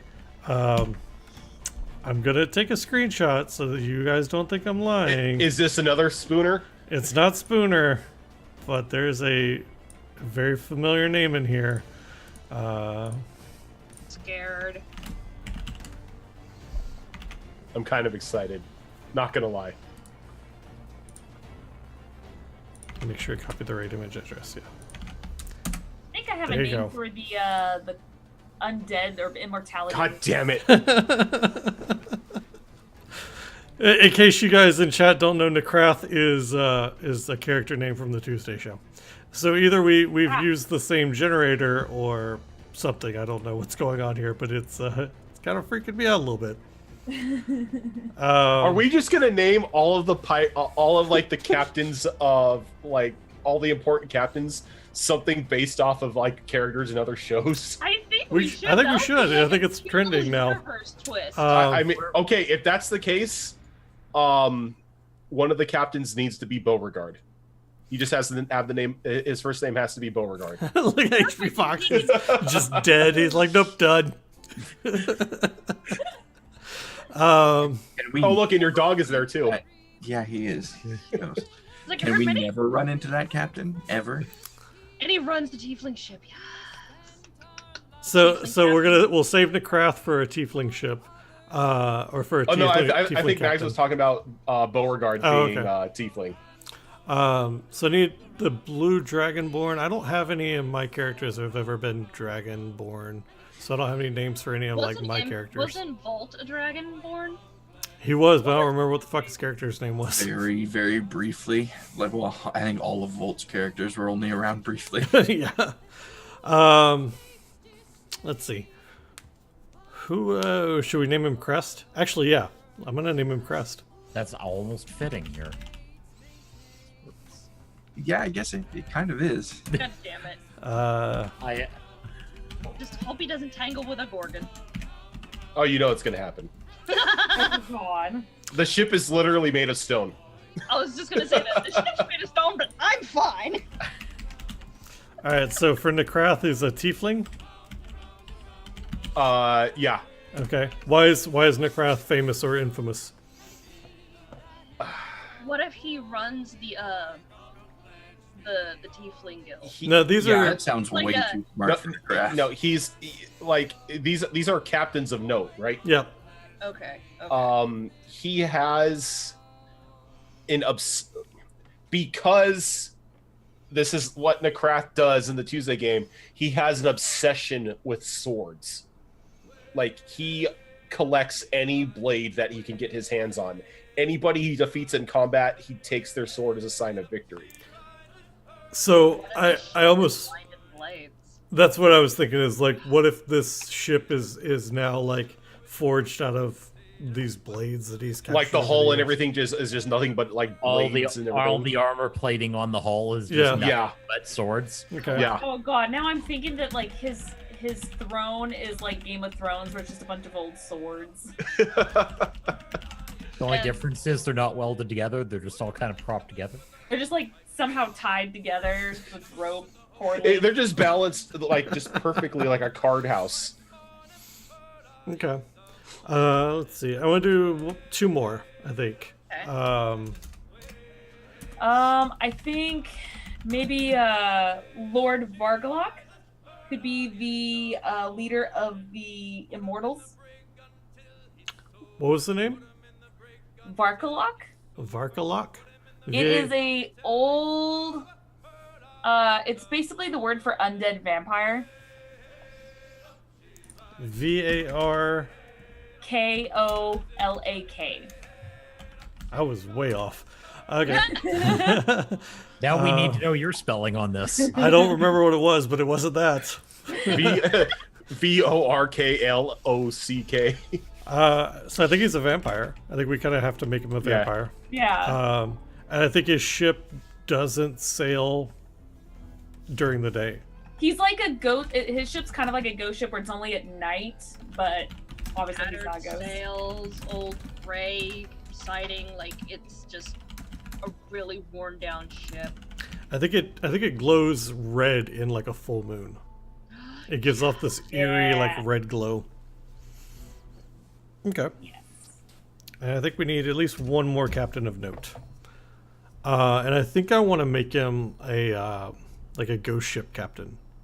Because we have Arkalok there, but I think this needs to be like an actual spectral ship and crew and captain. I think this is where Beauregard falls in. Yes. A wraith named Beauregard. I think it's awesome. Admiral Beauregard. I don't think I spelled that right.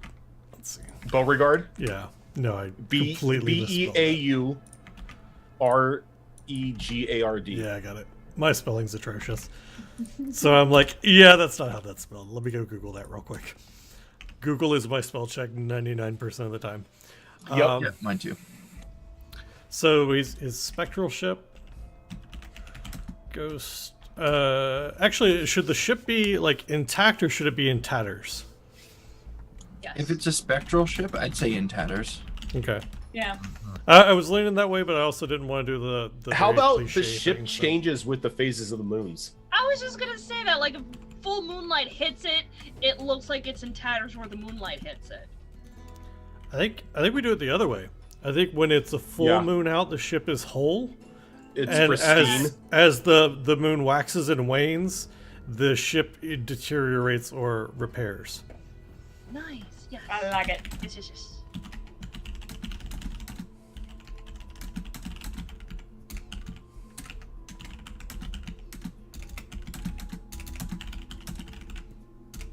Can the ship, like I think with that, the ship needs to be named Eclipse. Yes. Yes. Yes. That is. Or Because Eclipse, you always think something dark anyway. celestial. Okay. All right, so we have gone through tonight, and we've talked about legends that we that embody or originate on our island. We talked about Grandenzilla.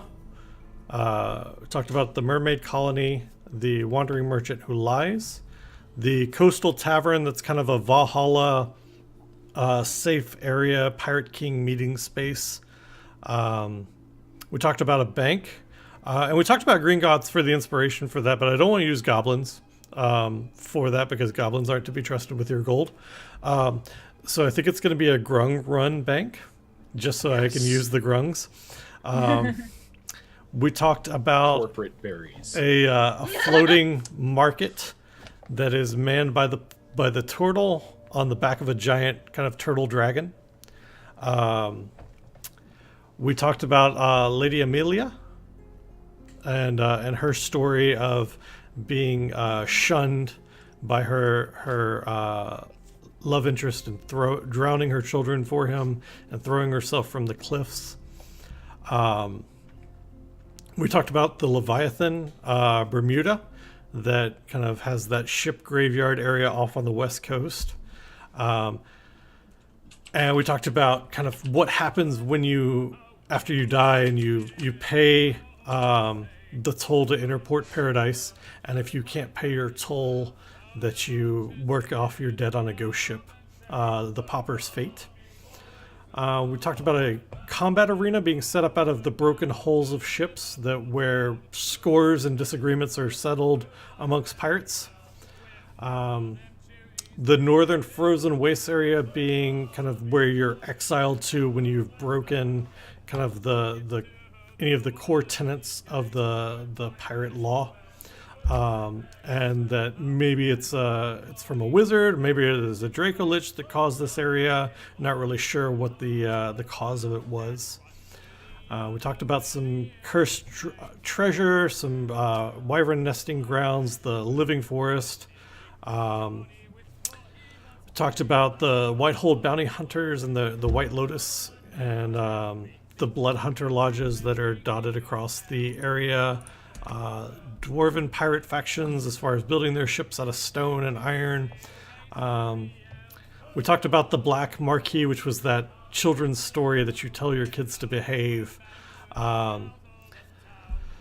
And then we got into some artifacts and legendary ships, and the conch shell, and the ship's bell, and the saber, and the blunderbuss. And we talked about some diseases and different pirate factions. Is there anything that comes to mind to you guys that we didn't talk about that you want to kind of get out that maybe didn't fall into any of that or anything? Someone mentioned an idea for a legendary item, and I think it would be lovely to have it at the sort of that Waypoint Tavern outpost. Okay. A never-ending bottle of rum. I want that. Emily Garden. I think this is just that's the perfect legendary item just to base the entire tavern around. My character has a new life goal now.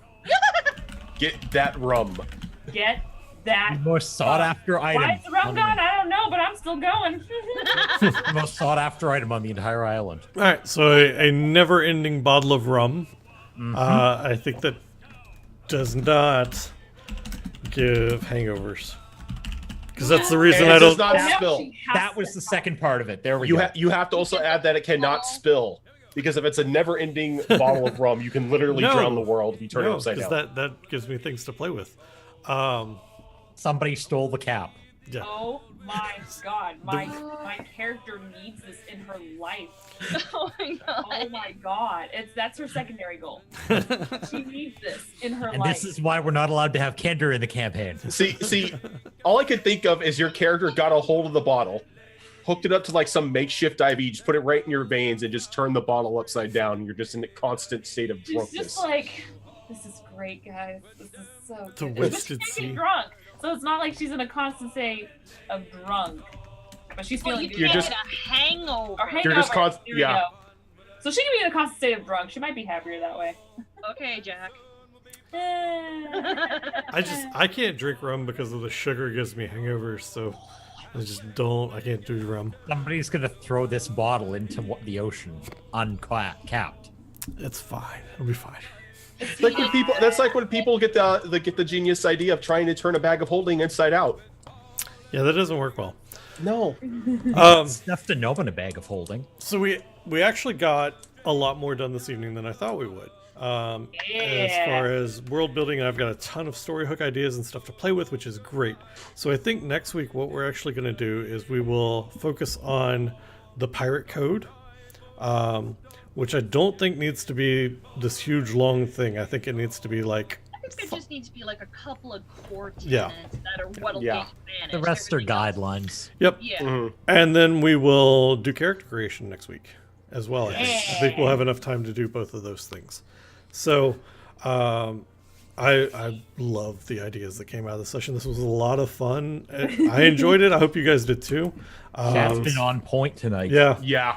Chad has been Thank you, seriously on point with Chad. that stuff. Yeah. Thank You you, guys Chad. helped out a lot. This is the Cat, first you're time. trying to kill all of us.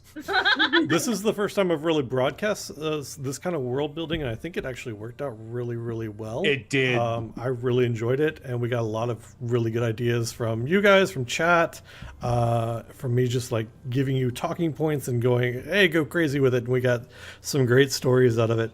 So I'm super excited to be able to get in here and play with some of this stuff. I was going to say something, I forgot what it was. So you guys have character ideas in mind. We're obviously not going to roll characters tonight. That'll be what we do next week. And I want to go ahead and let you guys know and let chat know kind of how I do character creation. And so that when you guys tune in next week, you have an idea of what's going on. Levels 1 and 2 are boring as fuck, and I don't like them. Mainly because none of your classes get really unique until level 3. And it also, at levels 1 and 2, a rat's going to kill you and it's boring. I don't want you to re-roll a character because a rat crits you. You're killed by a house cat. Yeah, those things happen. So I don't ever run level 1 and 2 characters. So you guys will start at level 3. Thank you, Seth. That's where all of the classes get their subclasses and access to their first subclass, and they get the neat things. So we'll be doing level 3. The way that, and there are multiple ways to do D&D characters, right? So you have a point buy system, you have an average system, and both of those are boring as fuck. So the way that I normally do it is I have you roll 4d6 and drop the lowest one. You do that 7 times, drop the lowest overall, and then you're left with 6 stats that you can use to create your character. Generally, because you guys are the heroes of the story, I will let you reroll anything that's below a 10, unless you want to keep it for character reasons. Being that you guys are pirates, I don't know that I'm going to let you do that this time.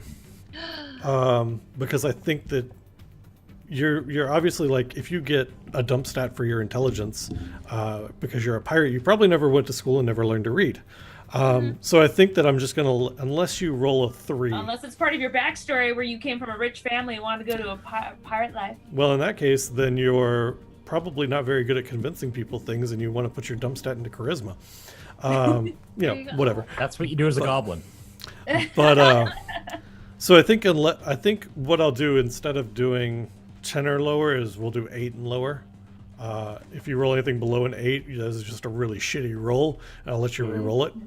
But this way, there's some little bit of leeway for maybe getting a little bit more flawed character. We've Straight talked 9s. all 9s all the time. Let's see. We talked about classes and races that were available to you guys already. Anybody that wants to go look up any of this information, if you don't have the Player's Handbook or Xanathar's Guide or all this other stuff, dndbeyond.com has a good chunk of it if you want to go look at it there.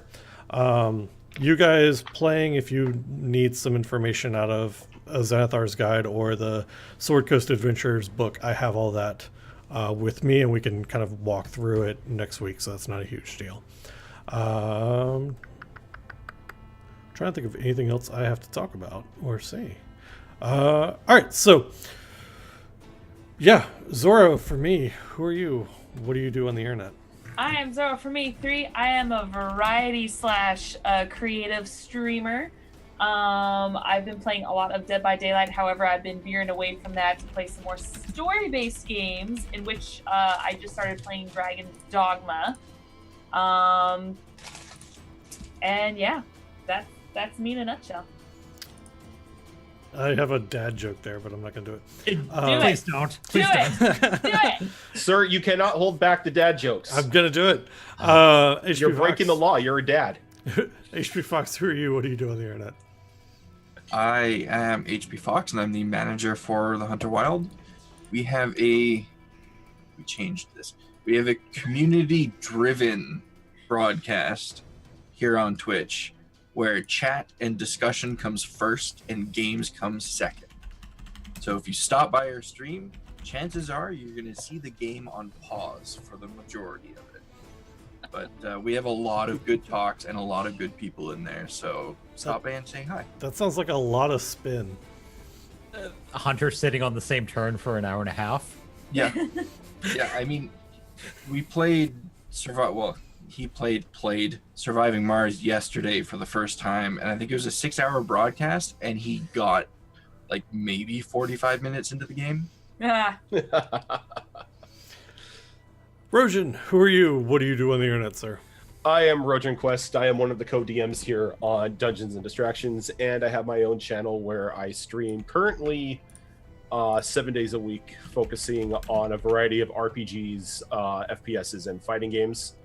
I'm currently going through a series playthrough of both Mass Effect and Dragon Age. Right on. Magpie, who are you? What do you do on the internet? I am a hybrid magpie. I am primarily a creative caster on Twitch. I mainly work on emotes, overlays, channel art, those kind of general shenanigans, and every once in a blue moon we do play a video game, but it's mostly art. Right on. Raven's our newest cast member. Thanks for joining us. I'm looking forward to subjugating you to my particular brand of torture. Who are you? What do you do on the internet? I am Raven. I am a variety caster. I have an unhealthy obsession with roguelikes and dark fantasy. You'll also, if there is a mech-related game, the chances are I am going to play it. All right. It happens. My broadcast schedule is 5 days a week, Monday through Friday. Times are health dependent. Fair enough. I'm Impius. I run Dungeons and Distractions here on Twitch with the help of my fantastic cast members and co-DMs and everybody that comes out and supports it. Thank you guys for stopping by tonight. If you haven't done so already, hit the follow button so you know when we go live. We are currently doing 3 shows a week. Sunday nights is Blood Moon Adventures. It's our 5th edition Tomb of Annihilation game. Tuesday nights is Gibbering Mouthers, which is our planar jumping, party, backstabbing, insanity, getting eaten by dragons game.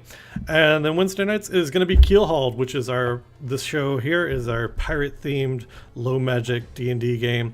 We also are going to be doing a good chunk of charity events this year. The first one actually coming up on the 17th of this month. We're going to be playing a D&D game for charity for St. Jude's Children's Hospital. It is going to be with Animated Break, Danatage, myself, Spooner Sloth, Mickey Panda, and Smashly. And we are playing a game that I've entitled Critical Chefs. And there's all kinds of weirdness going on with that, and I cannot wait to show you guys.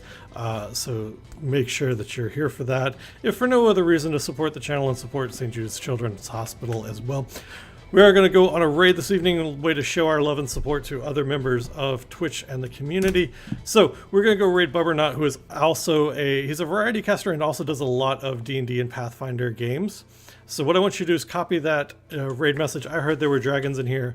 And go ahead and click the join raid button at the top of the chat so that you can go ahead and get in on that raid when we switch over to his channel. Thank you guys so much for hanging out with us as we built the world this evening that we are going to go play and be pirates in the coming weeks. And we hope to see you next time as we roll up some characters and get into some pirate laws. And thanks so much again, guys. I really appreciate it. See you next time.